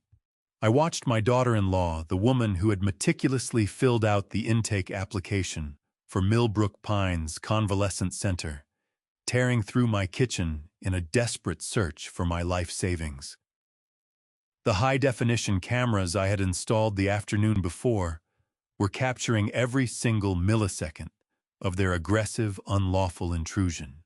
The microphones were recording every shouted admission about his collapsing commercial loan and every crash of Porsche destroying our property. They had walked directly into the center of the kill zone, blinded completely by their own insatiable greed. The fabric of my shirt pulled taut across my collarbone, the top button pressing into my throat as Derek shifted his weight trying to force me up out of the leather armchair. I did not resist his upward pull, but I did not help him either. I let my body become dead weight, making his lower back and shoulders carry every pound of me. He grunted with the effort his expensive leather dress shoes, slipping slightly on the polished hardwood floor. His face was inches from mine. His pores open a sheen of cold sweat catching what little light existed in the early morning room. He shook me a violent rattling motion that jarred my teeth, demanding I snap out of my supposed senile confusion. He was completely convinced that my stillness and silence were symptoms of cognitive collapse. He genuinely believed that if he screamed loudly enough, he could shock my aging brain back into compliance and make me reverse the financial catastrophe he assumed I had accidentally caused. He released his grip on my left shoulder while keeping his right hand locked around my collar and dug frantically into his trouser pocket with his free hand. He produced his smartphone thumb, dragging aggressively across the cracked glass screen. He shoved the device in front of my face, the harsh white backlight cutting into my eyes for a fraction of a second. The banking application was open. The screen was covered in stark red warning banners and bold error codes, showing a total institutional lock across his commercial portfolio. He jabbed the glass repeatedly with his index finger, screaming that I needed to look at the destruction I had caused. He demanded the master security passwords to my retirement accounts, insisting he could log into the portal from his phone and manually override the freeze if I simply handed him the multi-factor authentication codes. He was speaking in a breathless, rapid-fire cadence, stringing together financial terminology in a bid to bury me under the sheer complexity of what he was demanding. From the kitchen, the chaotic symphony of Porsche's destruction was escalating a violent background score to my son's interrogation. I heard the heavy, distinct thud of a solid oak drawer ripped entirely free of its metal tracks. It hit the ceramic tile floor with a deafening crack, followed immediately by the frantic scatter of dozens of stainless steel utensils across the room. She was not conducting a search. She was engaged in a full, furious ransacking. I heard the sharp sound of ceramic shattering, likely one of the decorative bowls Elaine kept on the counter for loose mail and spare change. Portia's voice rang out from the other room, shrill and echoing down the hallway. She demanded that Derek stop wasting time explaining digital banking to an old fool and physically force me to produce a paper checkbook. She shrieked that they could forge a manual draft and push it through the mobile banking application before the loan underwriters opened their offices. I shifted my gaze past Derek's shoulder and looked through the wide archway connecting the living room to the kitchen. The motion-activated under-cabinet lighting had kicked on, throwing Portia into sharp relief against the room. She was a hurricane of malice. She had moved past the utility drawers and was now tearing into the small, built-in desk area where Elaine paid our monthly bills. She swept her forearm across the desktop, sending a heavy brass lamp, a stack of sorted envelopes, and a glass pen holder crashing to the floor. Glass exploded across the tiles. She yanked open the filing cabinet beneath the desk, pulling out fistfuls of old medical records, warranty receipts, and appliance manuals, flinging them over her shoulder in a blizzard of discarded paper the moment she realized they were not financial documents. She was deliberately maximizing the collateral damage using the sheer volume of her destruction as a psychological weapon. She wanted me to feel utterly violated, hoping the spectacle of my home being shredded apart would frighten me into immediate surrender. Her screaming poured fuel onto Derek's frenetic energy. He dropped his phone onto the coffee table and seized my collar with both hands, twisting the fabric until it cut into my throat.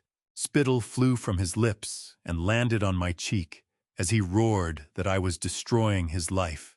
He screamed that investors were counting on him, that his entire professional reputation hung in the balance, and that he was not about to let a stubborn, technologically helpless old man torch his future over a misplaced password. The veins in his neck stood out hard against his skin. He threatened to haul me bodily out of the armchair, dump me in the passenger seat of his idling vehicle outside, and drive me straight to the local bank branch the moment the doors unlocked. He swore that if I refused to cooperate and unfreeze the accounts, he would inform the branch manager that I was suffering a violent dementia episode and demand the bank transfer emergency custodial authority to him on the spot in the lobby. His threats grew more specific and more vicious with every second my silence held. He leaned in closer, his voice dropping from a hysterical scream to a low, poisonous growl. He told me that if I cost him his $400,000 commercial loan today, he would personally ensure that Elaine and I spent what remained of our lives decaying in the worst state-funded facility he could legally locate. He mentioned Millbrook Pines Convalescent Center by name.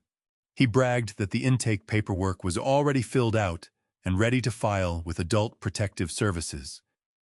He sneered that he knew a doctor willing to sign the cognitive decline certification for a few $1,000s, and that by the end of the week, I would be confined to a cheap medical bed entirely stripped of my autonomy while he sold this very house to absorb his corporate losses. He was narrating the precise blueprint of his conspiracy, shouting every detail of his felony fraud directly into the highly sensitive omnidirectional microphone concealed inside the dome camera, mounted just 3 feet above his head. I absorbed every threat without flinching. I cataloged the physical assault, the restricted airway, the explicit verbal extortion, and the detailed admission of his intention to commit medical fraud. A weaker man might have felt the suffocating grip of despair at the realization of the monster he had unknowingly raised.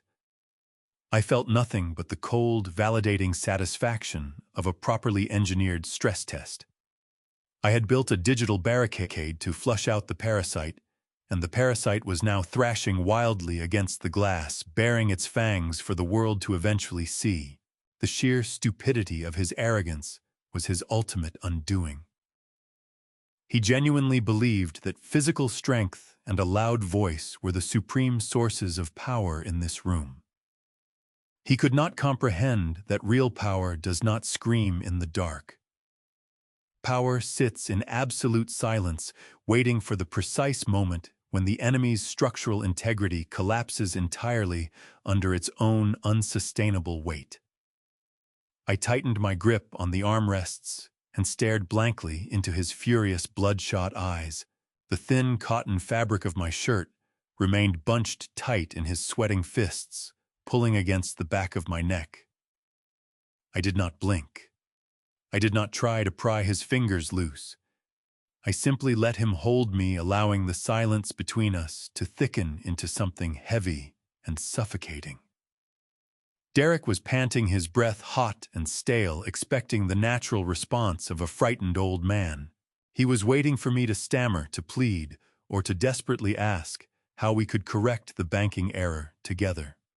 When none of those reactions came, I watched a small tremor begin to form along his jaw. The total absence of fear in my eyes was something he had not built into his calculations. He squeezed the fabric harder, trying to physically wring a reaction out of me. I let another 5 seconds pass, making certain the high-definition camera above his head was capturing the clear, unprovoked continuation of his assault. Then, keeping my voice completely flat and stripped of any emotional inflection, I issued a single command. I looked up at him and told him to take his hands off my property. The words cut the air sharp and cold. Derek's eyes widened slightly, his pupils tightening as his brain worked to process the complete absence of submission. I did not call him my son. I did not ask him to settle down. I addressed him precisely as I would a trespasser who had crossed a clearly marked line. His grip eased by a fraction, his knuckles losing a shade of white. He was undergoing rapid psychological destabilization. When a predator meets zero resistance, the instinct to attack frequently short-circuits into bewildered confusion.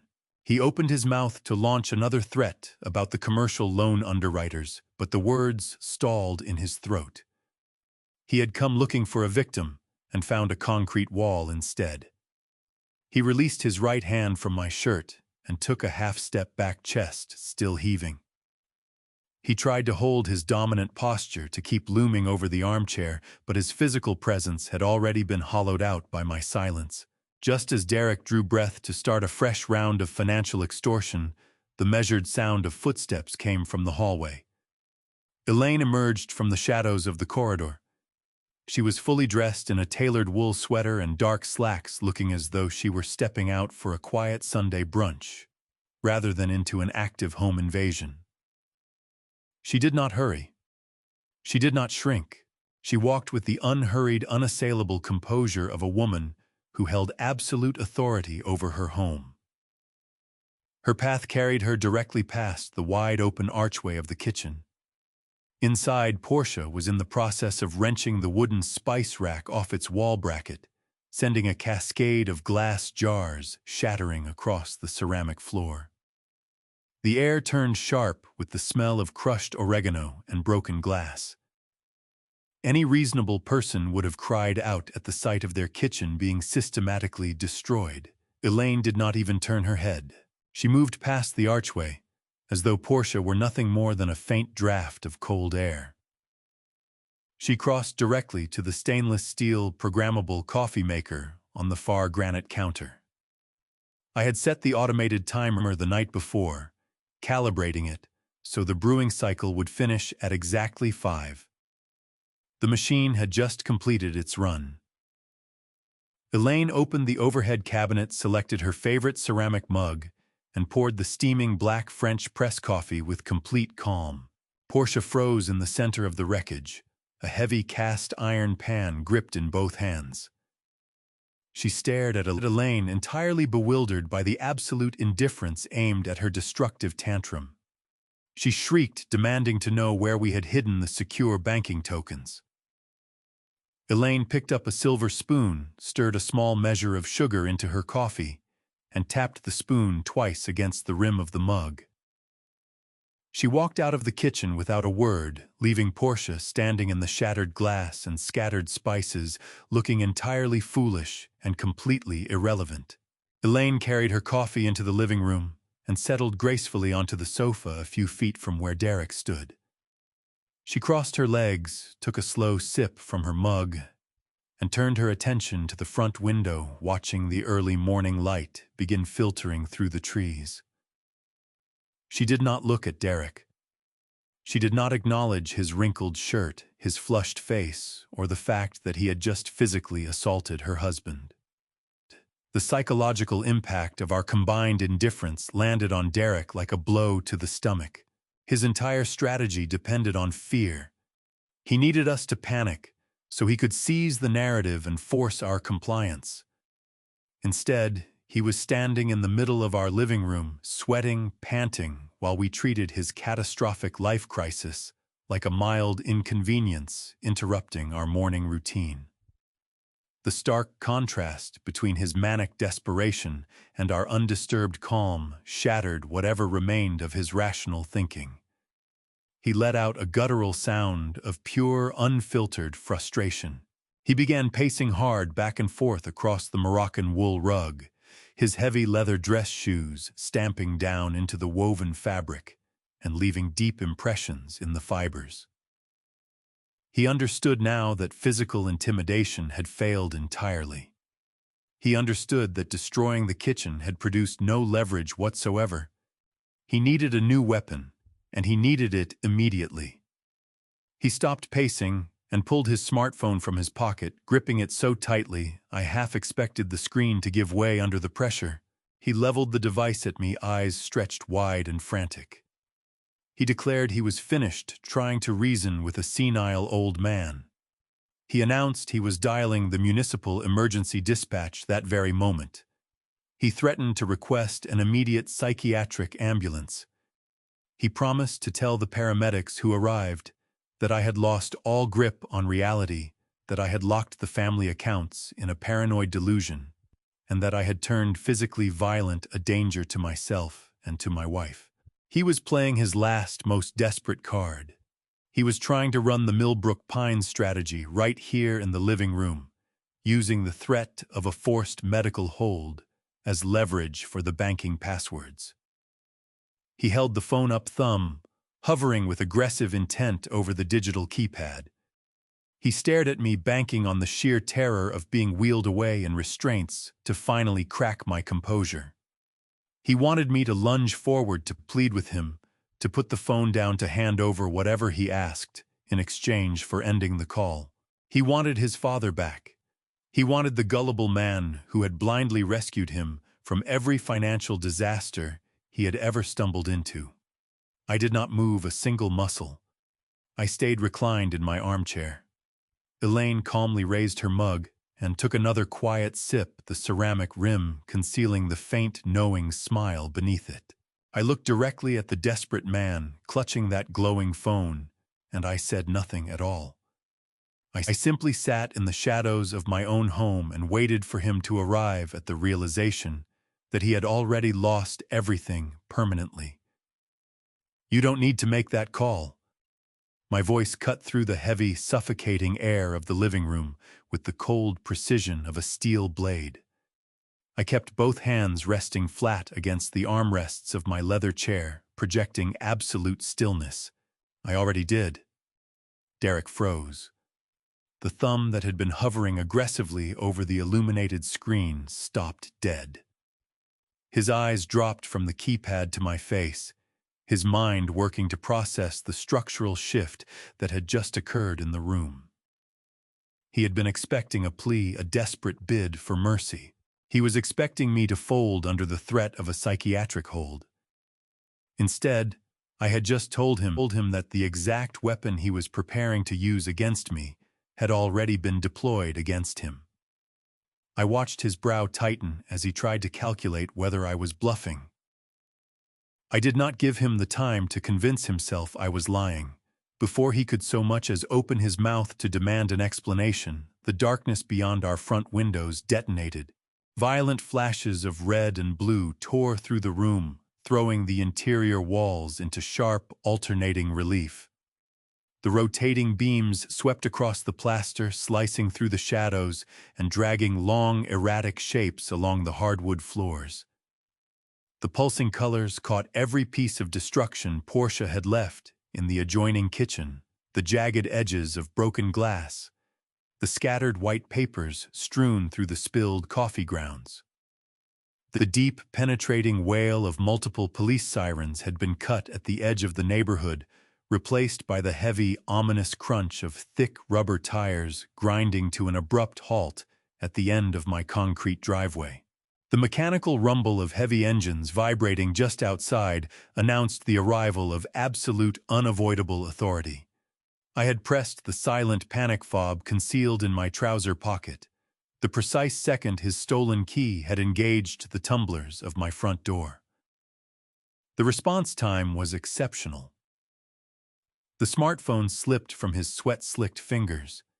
It struck the edge of the wooden coffee table with a sharp crack before dropping onto the Moroccan wool rug. The screen glowed uselessly against the woven fibers. The sudden appearance of law enforcement shattered his entire psychological framework.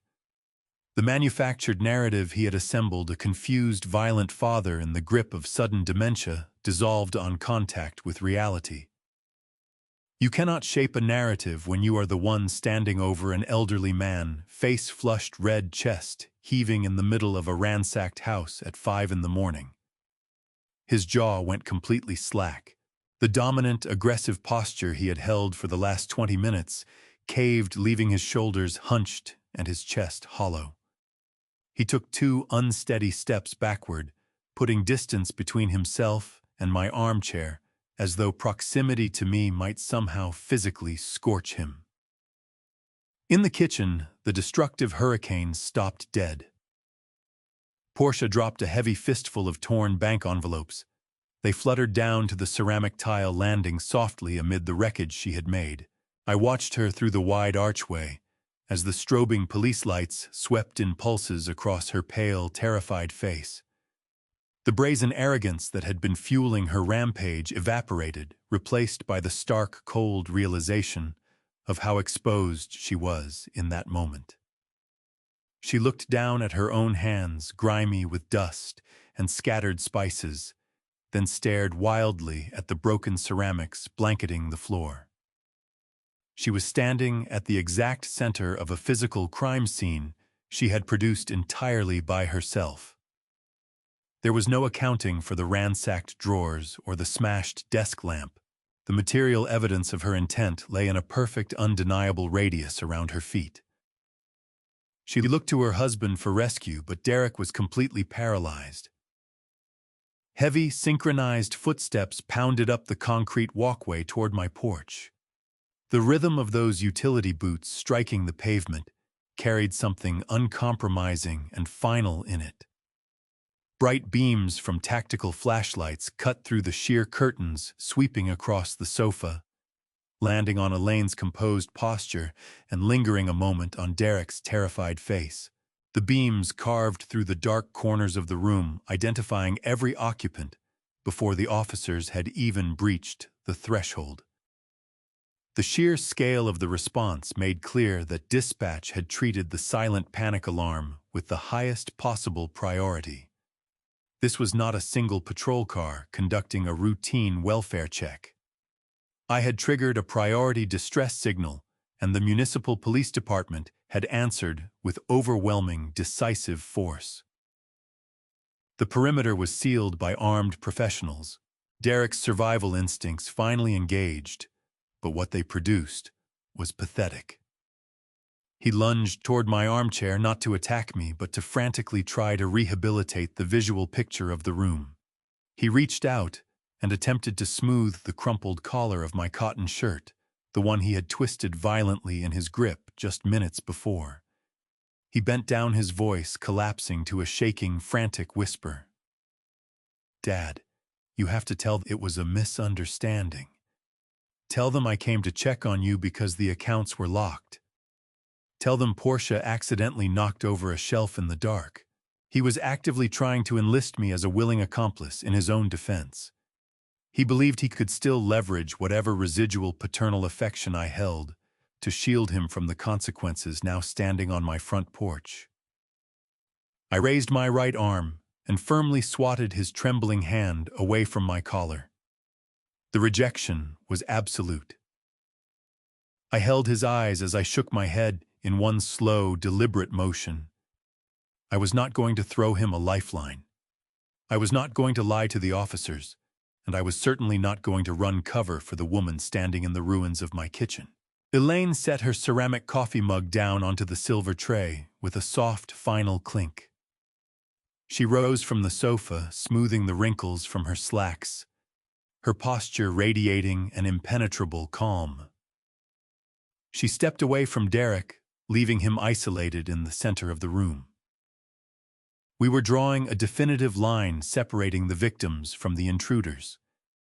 Then, right before the curtain went up, 3 sharp, authoritative knocks hammered against the heavy oak of the front door. The sound reverberated through the entryway, demanding immediate compliance. A deep, commanding voice followed, announcing the presence of the municipal police department and ordering the occupants to open the door at once. Derek flinched at the sheer volume of it. He stood entirely frozen, eyes darting from the hallway to the windows and back, searching for an exit, that did not exist. His breathing turned rapid and shallow as the reality of his confinement settled over him like a weight. I pressed my hands flat against the leather armrests and pushed myself up from the chair. I rose to my full height, deliberately ignoring the dull stiffness in my aging joints. I walked straight past my paralyzed son, my footsteps steady and unhurried on the polished hardwood floor. I moved toward the entryway to disengage the deadbolt and let the authorities in. I was now entirely prepared to initiate the absolute permanent destruction of his wretched life. There would be no paternal mercy. The structural collapse he had engineered for us was now crashing down squarely onto his own arrogant head. I gripped the solid brass deadbolt and turned it with a sharp, decisive click. I pulled the heavy oak door inward, letting the cold morning air flood the stale, sweat-soaked atmosphere of the entryway. 3 uniformed officers filled my front porch, tactical flashlights slicing through the pre-dawn dark. They were large, imposing men hands resting on instinct against their heavy black duty belts, every inch of their posture radiating coiled, highly trained tension. They had answered a silent, high-priority panic alarm, expecting to find an active, violent threat. They swept my face immediately, reading for distress injury or coercion. I stepped to the side, clearing their line of sight into the living room, and gestured for them to come in. I said nothing. I simply let the interior wreckage introduce itself. The lead officer crossed the threshold first, his heavy boots connecting with the hardwood floor, eyes instantly fixing on the 2 younger intruders standing in the center of my house. The precise moment the officers breached the perimeter, a remarkable transformation overtook my son. The frantic, unhinged predator who had been twisting my collar seconds ago vanished entirely. Derek executed a flawless, instantaneous pivot into the role of an overwhelmed, desperate caregiver. He deliberately stepped back twice, placing a non-threatening distance between himself and my armchair. Both hands came up to chest-height, palms turned outward, a universal gesture of submission and cooperation. He let his shoulders drop, reshaping his previously aggressive posture into something that read as exhausted defeat. He ironed the fury from his face, swapping the manic, bloodshot rage for a mask of profound, agonizing concern. It was a chilling demonstration of sociopathic adaptability. He was actively rewriting the script in real-time, banking on his polished corporate veneer to steer the officers toward seeing him as the victim of a tragic family emergency. "Officers, thank God you're here." Derek exhaled, pitching his voice to a perfectly calibrated frequency of relief and sorrow.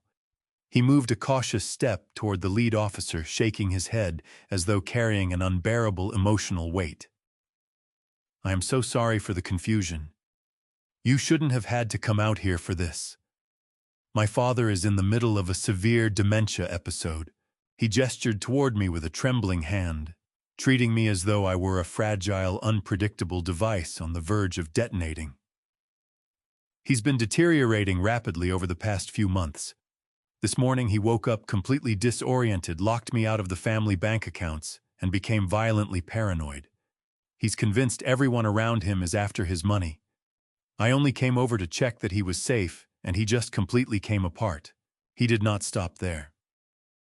Derek kept layering the fabrication, making sure he owned the initial flow of information. He gestured toward his own rumpled, sweat-stained dress shirt, shamelessly turning the physical evidence of his own unprovoked assault into a prop. He came at me the moment I walked through the door, grabbed my shirt, started swinging. I didn't want to hurt him, so I just tried to hold on and get him calm. That must be when he hit the alarm.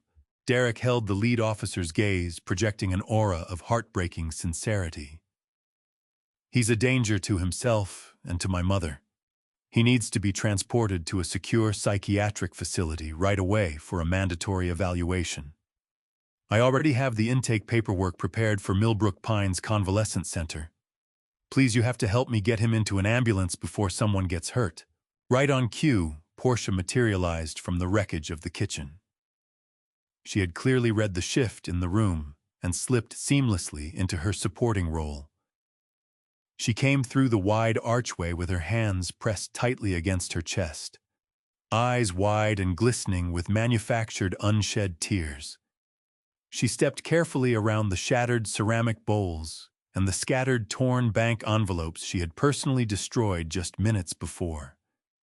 She produced a small, fabricated whimper clutching the fabric of her heavy jacket, as though she had barely survived something terrifying. It was horrible, she whispered, her voice trembling with theatrical fragility. He just snapped. I was in the kitchen trying to put away the sharp knives and scissors so he wouldn't hurt himself, and he just started throwing things everywhere. I was so frightened. I didn't know what to do.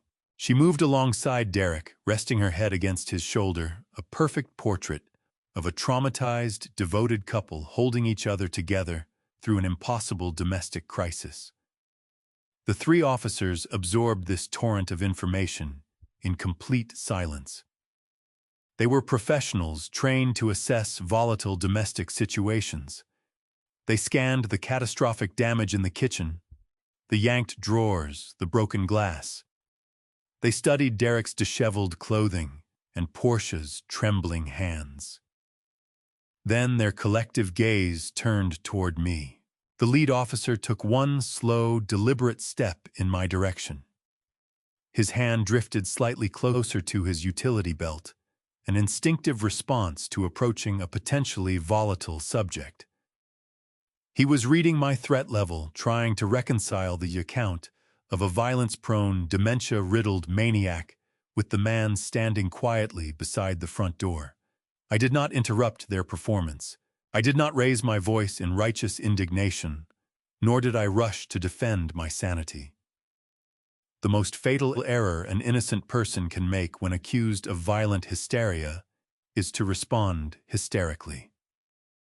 Shouting that my son was a pathological liar would only breathe life into his fabricated narrative. It would make me look precisely as he had described, aggressive, disoriented, and deeply paranoid. Instead, I analyzed the structural flaws in his improvised defense. I cataloged the massive, glaring contradictions between what he was claiming and what the room was physically showing. He had told them I was a violent threat. Yet I was standing perfectly motionless, breathing slow and steady, dressed in a clean, pressed shirt, without a trace of perspiration on my face. The officers continued working the room, their eyes sweeping inevitably past Derek and settling on Elaine. She remained on the living room sofa, legs crossed with quiet elegance. She still held her ceramic mug, a faint ribbon of steam rising from the black French press coffee. She did not look like a hostage trapped in a house with a violently unstable husband. She looked mildly bored by the presence of the intruders. The lead officer's brow drew together slightly as his mind registered the stark, undeniable dissonance of the scene. The physical environment was directly contradicting Derek's frantic, high-volume testimony. A woman who had just watched her dementia-stricken husband tear a kitchen apart and assault their son does not sit composed at the center of the room, quietly nursing a warm drink. Derek caught the officer's hesitation and immediately overcorrected, driving his narrative too hard. He stepped forward again, jabbing a finger toward my face. "You see how he's just staring like that? That's exactly what he does right before he goes off. He goes completely blank." His voice climbed back toward that shrill, panicked register. "Officers, you have the legal authority to initiate an involuntary medical hold. He is incompetent. He just locked down hundreds of thousands of dollars in commercial assets because his mind is actively deteriorating. We need paramedics here right now to sedate him and get him transported." The carefully assembled mask of the devoted, worried son was already beginning to peel back, exposing the financially strangled predator working frantically beneath it. He needed me removed from the house and secured before the officers started pulling threads on those frozen commercial assets. The lead officer raised one black-gloved hand, signaling Derek to stop. He turned his body fully toward me, his expression measured but sharply analytical. Sir, the officer said, his tone carefully neutral. Your son is claiming you're experiencing a medical emergency. Can you tell me your name, today's date, and exactly what's been happening in your home this morning? He was running a standard cognitive baseline assessment, handing me the floor to establish my hold on reality. I looked at the 3 armed officers standing in my entryway. I looked at the shattered remains of my kitchen. Then I looked directly into the terrified, bloodshot eyes of the man who had forged my signature. I smoothed the front of my shirt, drew a slow, deliberate breath, and prepared to drop the concrete slab straight through his fragile house of cards. I did not open my mouth to argue with my son's frantic fabrication. Contesting a liar's account in front of law enforcement only produces a muddy situation where officers are left guessing at the truth. I kept my breathing perfectly even and let the silence stretch across the living room like a weight. The lead officer held his position a few feet away, hand hovering near his duty belt, waiting for my response. Derek stared at me, his chest heaving silently, willing me to snap or lash out and validate everything he'd claimed. Instead of raising my voice, I reached slowly down toward the oak coffee table. My fingers found the smooth glass face of my tablet. I lifted the device and unlocked the interface. The security application was queued to the exact timestamp of the initial breach. I stepped forward and extended the tablet toward the lead officer. I told him I had no need to offer a verbal account of the morning's events. I explained that my property was covered by a hardwired surveillance network, and the tablet held a pristine record of the past 20 minutes. The lead officer's expression changed instantly. The cautious neutrality of a responder picking through a domestic dispute gave way to the sharp focus of an investigator handed irrefutable proof. He took the tablet and looked down at the screen. I told him to press play. The footage filled the screen in flawless resolution, broadcasting every detail with vivid clarity. The omnidirectional microphones had captured the audio with terrifying precision. The quiet murmur of the police radio was swallowed by the explosive sound of my front door being forced open. The officers watched the digital version of Derek storm into the house. They saw the wrinkled, sweat-soaked shirt and the wild, bloodshot eyes. They heard the harsh, ragged breathing. This was not the calm, concerned son currently standing in my living room. This was a cornered, financially asphyxiated predator breaching a perimeter. The tablet's audio cut through the room with sharp clarity. Derek's recorded voice screamed that I was destroying his life. He shrieked about frozen commercial accounts, bounced payroll checks, and a property management company coming apart at the seams. The officers watched Derek lunge across the room on screen and seize my shirt collar with both hands. They saw him physically haul me upward, attempting to shake a banking password out of me through brute force. They heard the explicit, malicious extortion. They listened to him threaten to have me falsely committed to Millbrook Pines Convalescent Center using forged medical documents if I did not immediately unfreeze his fraudulent loan collateral. The lead officer's jaw hardened. They were watching an active, verifiable felony assault. Derek recognized his own voice coming from the tablet. The color drained from his face in an instant, leaving his skin a sickly, pale gray. He lurched a step backward, his mouth opening and closing as his mind failed to process the existence of the hidden cameras. He had believed he was operating in a vacuum shielded by the privacy of my home.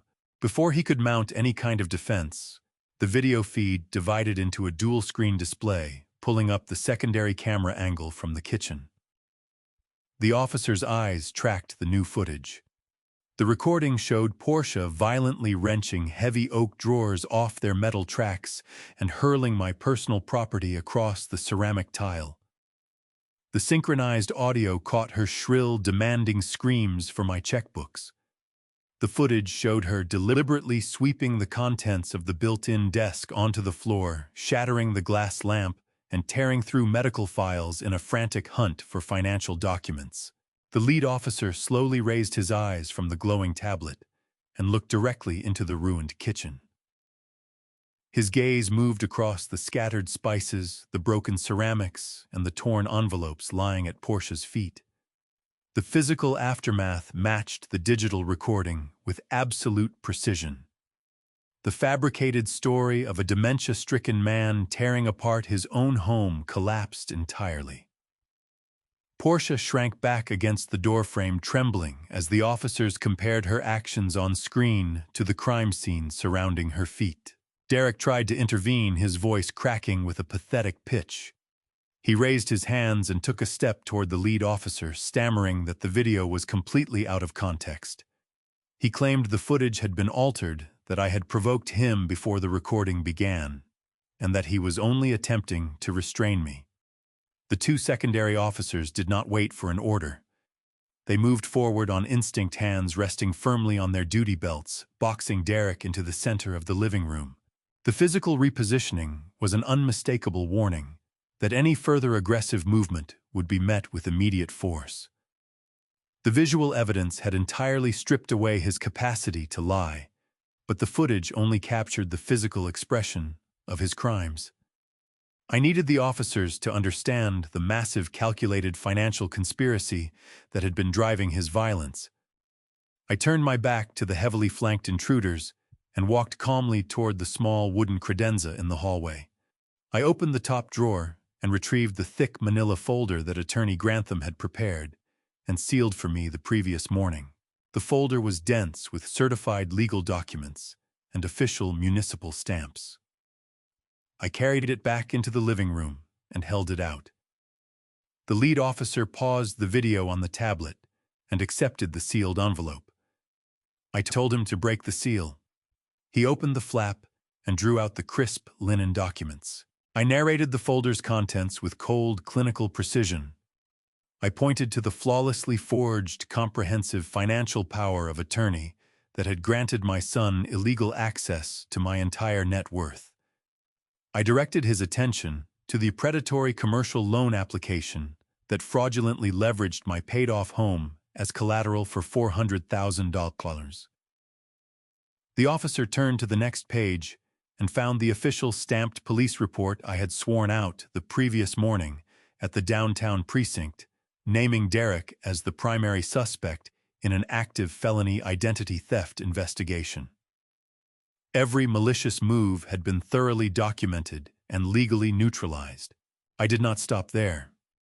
I walked him through the final document in the stack, a certified bank fraud affidavit explicitly connecting his property management company to the unauthorized withdrawals that had been draining my pension. I told the officers that the frozen accounts Derek had been screaming about on the video were not a banking error. They were the direct consequence of a federal and local fraud alert placed across his entire corporate network. I watched the last remnants of Derek's arrogance shatter completely.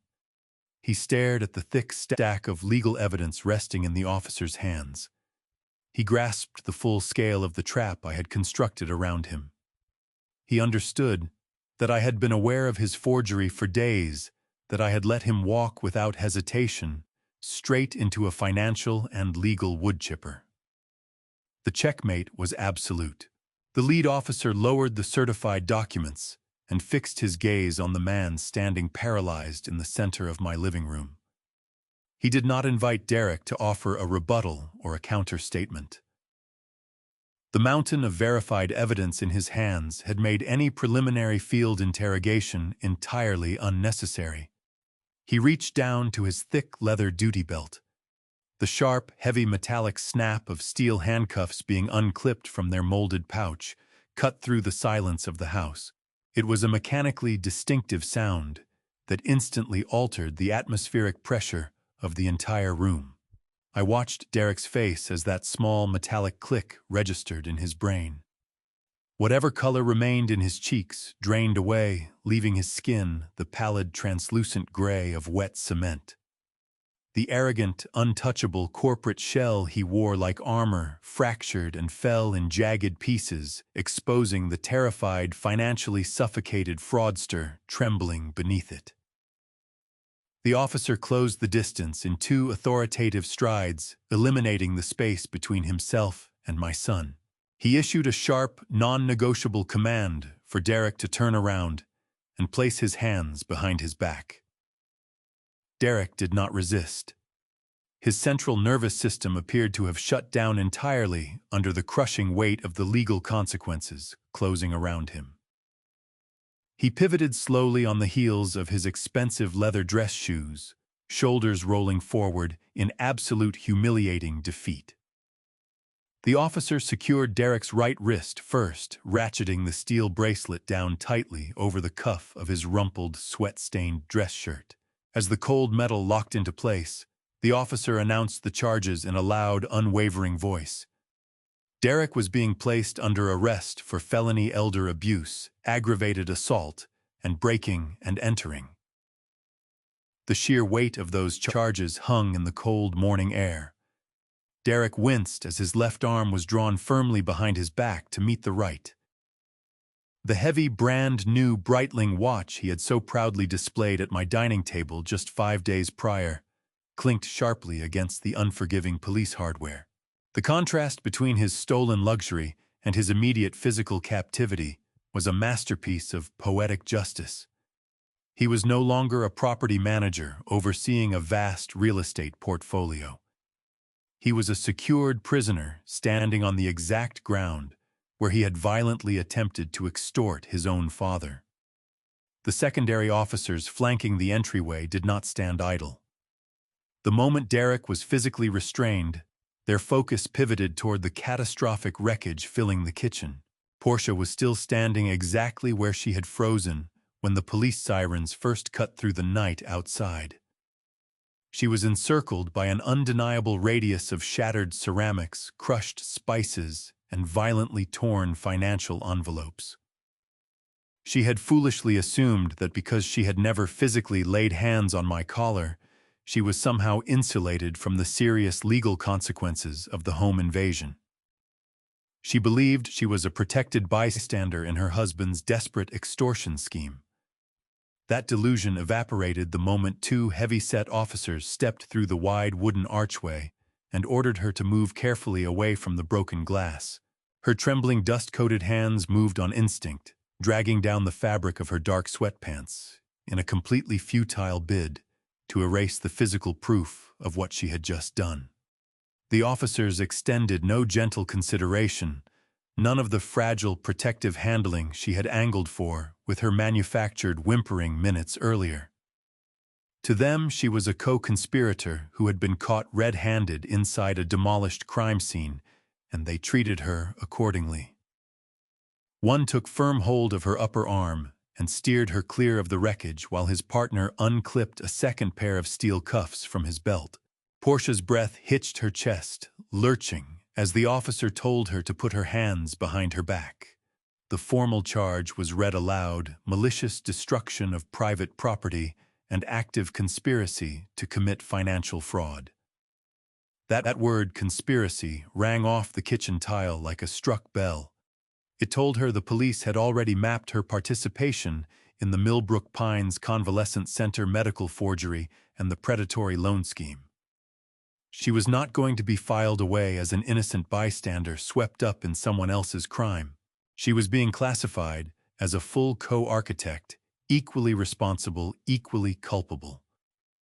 The mechanical ratchet of steel teeth clicking around Portia's wrists hit her nervous system like a detonation.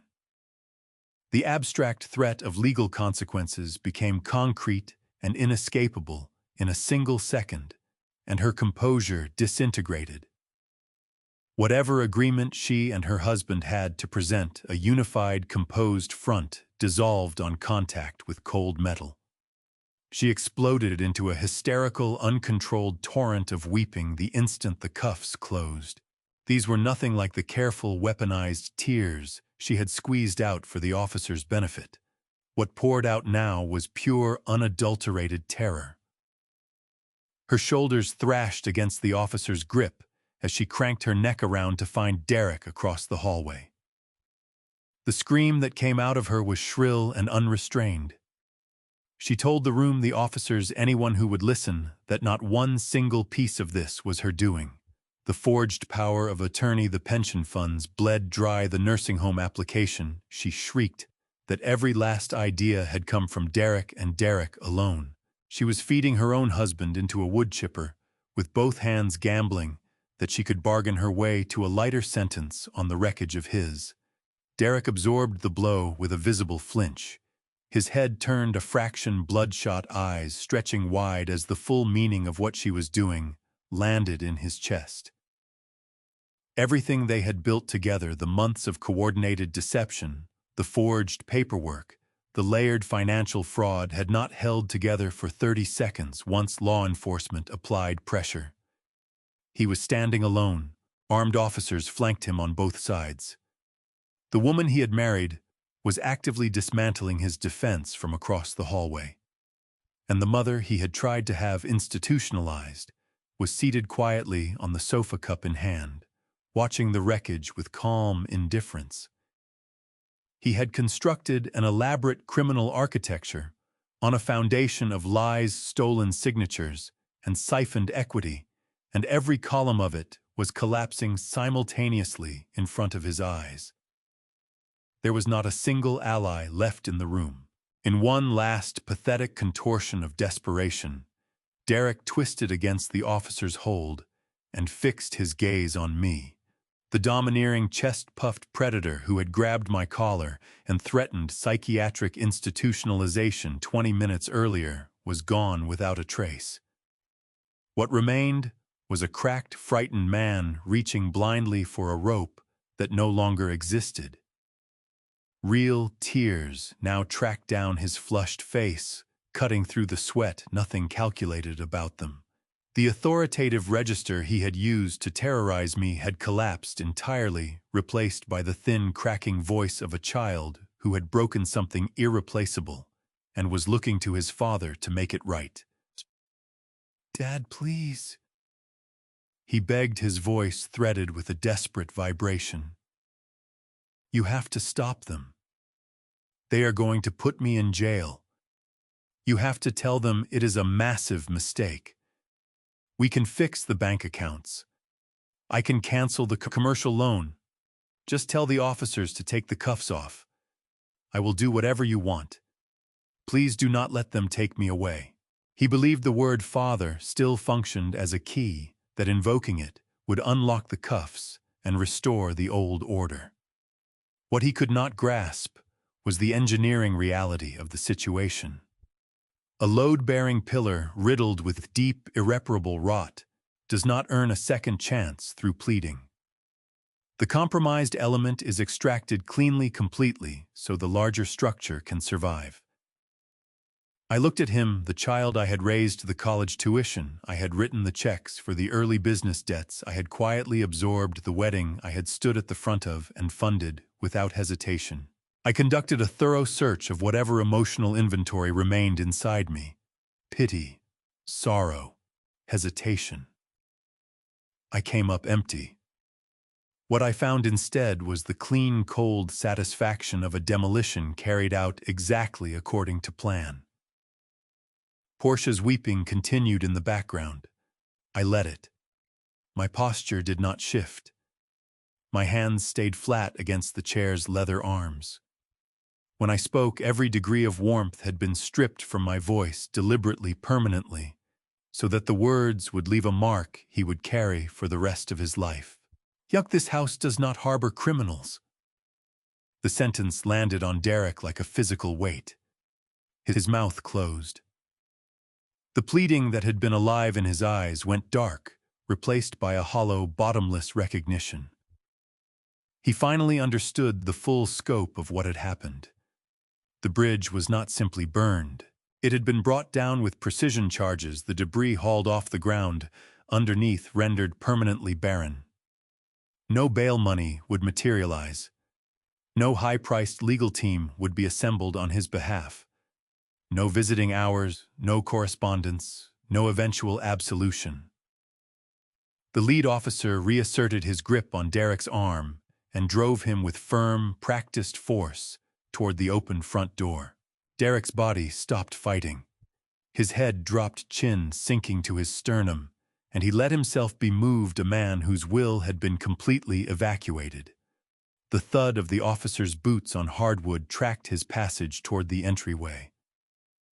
Derek kept his eyes on the floor. He did not once look back. Every line of his body had surrendered to the weight of what was coming. His polished leather shoes caught the raised brass threshold awkwardly as he was walked through the door, scraping across the porch concrete with a sound that carried no dignity. The officers maintained their pace, efficient, impersonal, the way professionals move when transporting a violent felon. Portia followed in a separate escort. Her wailing had broken apart into ragged, stuttering gasps. She angled her face toward the ground, shielding what remained of her composure from the early light beginning to seep across the horizon. I held my position near the picture window and tracked the procession as it moved down the front walkway. Derek was directed to the rear door of the lead cruiser. An officer guided his head down and secured him inside. The heavy steel door closed with a resonant hollow slam that carried across the quiet lawns of my neighborhood. Portia was secured in a second vehicle. The lead officer made one final approach to my porch, handing me a card with the printed incident report number. He gave a brief nod, professional, respectful, and returned to his car. All three engines came to life. The emergency lights were extinguished, and the gray of early morning reclaimed my yard.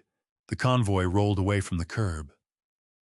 I watched the taillights shrink and curve out of sight at the end of the block, taking the extortion, the violence, and the threat with them entirely outside my property and my life. The moment they disappeared, the dense, airless pressure that had filled my home for the past hour released all at once. Early morning stillness moved back in. No residual sirens.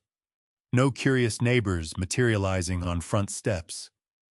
The extraction had been executed with the clean finality of a precision procedure. I stepped away from the window and took stock of my living room. My leather armchair sat vacant, the seat cushion still holding the shallow impression of a long night's vigil. Derek's phone lay where it had dropped, face-cracked screen dark against the Moroccan wool rug, as useless as the scheme it had been part of. I breathed in slowly, drawing cool air deep into my chest. My pulse was steady and measured. I recognized the feeling, the particular solidity of a man who has just finished reinforcing a structure that others tried to bring down. I crossed through the wide kitchen archway. The motion-triggered under-cabinet lights came on and laid bare the full extent of Portia's destruction. Broken glass, ground spices, and shredded financial documents blanketed the ceramic floor in every direction. A heavy oak drawer sat overturned near the center island, its contents scattered. A lesser man, a man who let grief override function, might have stood there and broken down at the cruelty of it. I am an engineer. Grief is not a tool. Debris gets classified, collected, and removed. I moved toward the narrow utility closet beside the refrigerator. I pulled a heavy bristled broom and a wide plastic dustpan from the closet and stepped back into the wreckage.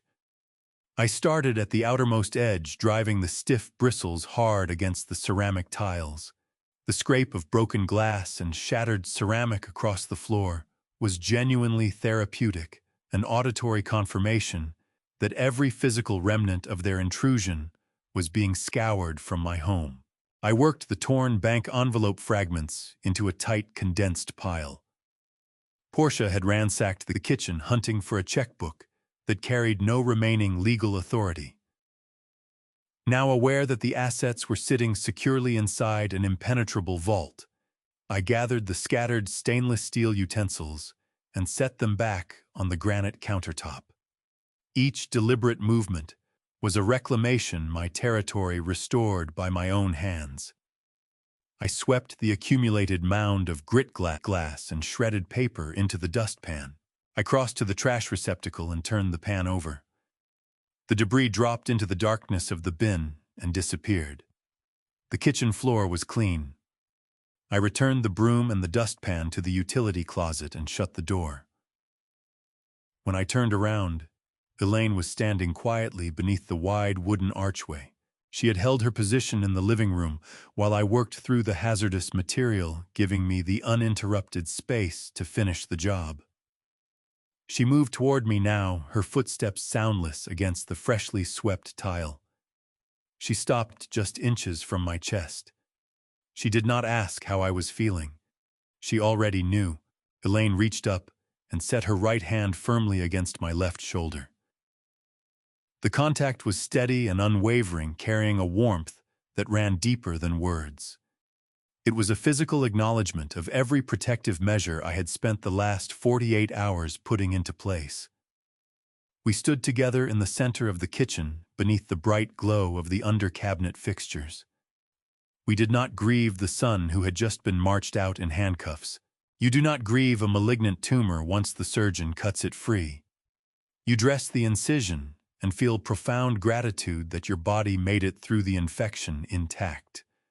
Derek had made his choices, greed, forgery, extortion, and we had made ours, survival. The financial war was over. His fraudulent loan was dead and buried. Elaine lowered her hand and gave me a small, genuine smile. She turned and walked toward the master bedroom. I watched her move down the hallway until she was gone. She had earned every measure of the peace we had just secured after enduring this sustained betrayal. I made my way out of the kitchen and drifted through the living room past the empty leather armchair where I had sat through the night waiting for the ambush to arrive. I reached the open entryway. A cold morning breeze pushed through the door, carrying the clean scent of damp asphalt with it. The first pale gold of sunrise was lifting above the horizon, slowly eating away at the long, harsh darkness of the night. I stepped out onto the concrete porch for a quiet moment and simply breathed. I looked at the precise stretch of street where Derek had left his vehicle. It was empty. Not a trace of him remained. The threat that had hung over our family was gone, completely, permanently neutralized. I stepped back inside and took hold of the heavy brass handle of the front door. I drew it firmly closed behind me and pressed my bare fingers to the lock. I turned the deadbolt. The steel cylinder drove home with a clean, solid click. The structural integrity of our life was intact. Order had been restored, not temporarily, not conditionally, but for good. The most important thing this ordeal confirmed is that unconditional trust is a dangerous liability. Even among your own blood, genuine respect reveals itself through consistent behavior, not through manufactured concern or hollow promises made under pressure. When someone demonstrates that they regard everything you built as their personal inheritance to loot, you must take their actions at face value rather than their words. Defending your dignity and securing your future demands the willingness to look at the people you love without illusion and to draw hard boundaries without guilt or hesitation. Family is anchored in mutual respect and real loyalty. Strip those away, and a shared bloodline means absolutely nothing. If you've stayed with me all the way to the end of this story, I want you to know that means something to me. Thank you for listening. Looking back on everything that happened, what strikes me most is not the betrayal itself. It is the cost of the years I spent trusting without watching, giving without questioning, and loving without boundaries. Rebuilding after that kind of wound is slow work. But I believe God put the right people and the right knowledge in my path at exactly the right moment, not a day too soon, not a day too late. That timing was not an accident. Here is what I would tell any father, any parent, any person who sees themselves in this story. First, trust must be earned in actions not inherited through blood. A family name on a document does not make the intent behind it honorable. Second, When someone shows you who they are through what they take. Believe that, not what they say, when they need something from you. Third, protecting what you have built is not selfishness. It is responsibility. Guard your assets, your signature, and your legal identity as carefully as you guard your front door. Fourth, silence can be the most powerful tool in a conflict. Let the evidence speak. Let the trap close on its own. These are the lessons this ordeal carved into me. And if even one of these father stories reaches someone who needed to hear it tonight, then it was worth telling. Share this with someone in your life who might be facing something similar, someone who needs to be reminded that family justice is still possible, even when the wound comes from inside the house. Leave me a comment below. Tell me what this story stirred in you. And if you haven't already, please subscribe to Alpha Dad Stories. There are more of these waiting for you. Thank you for your time, your loyalty, and your trust. I'll see you in the next one.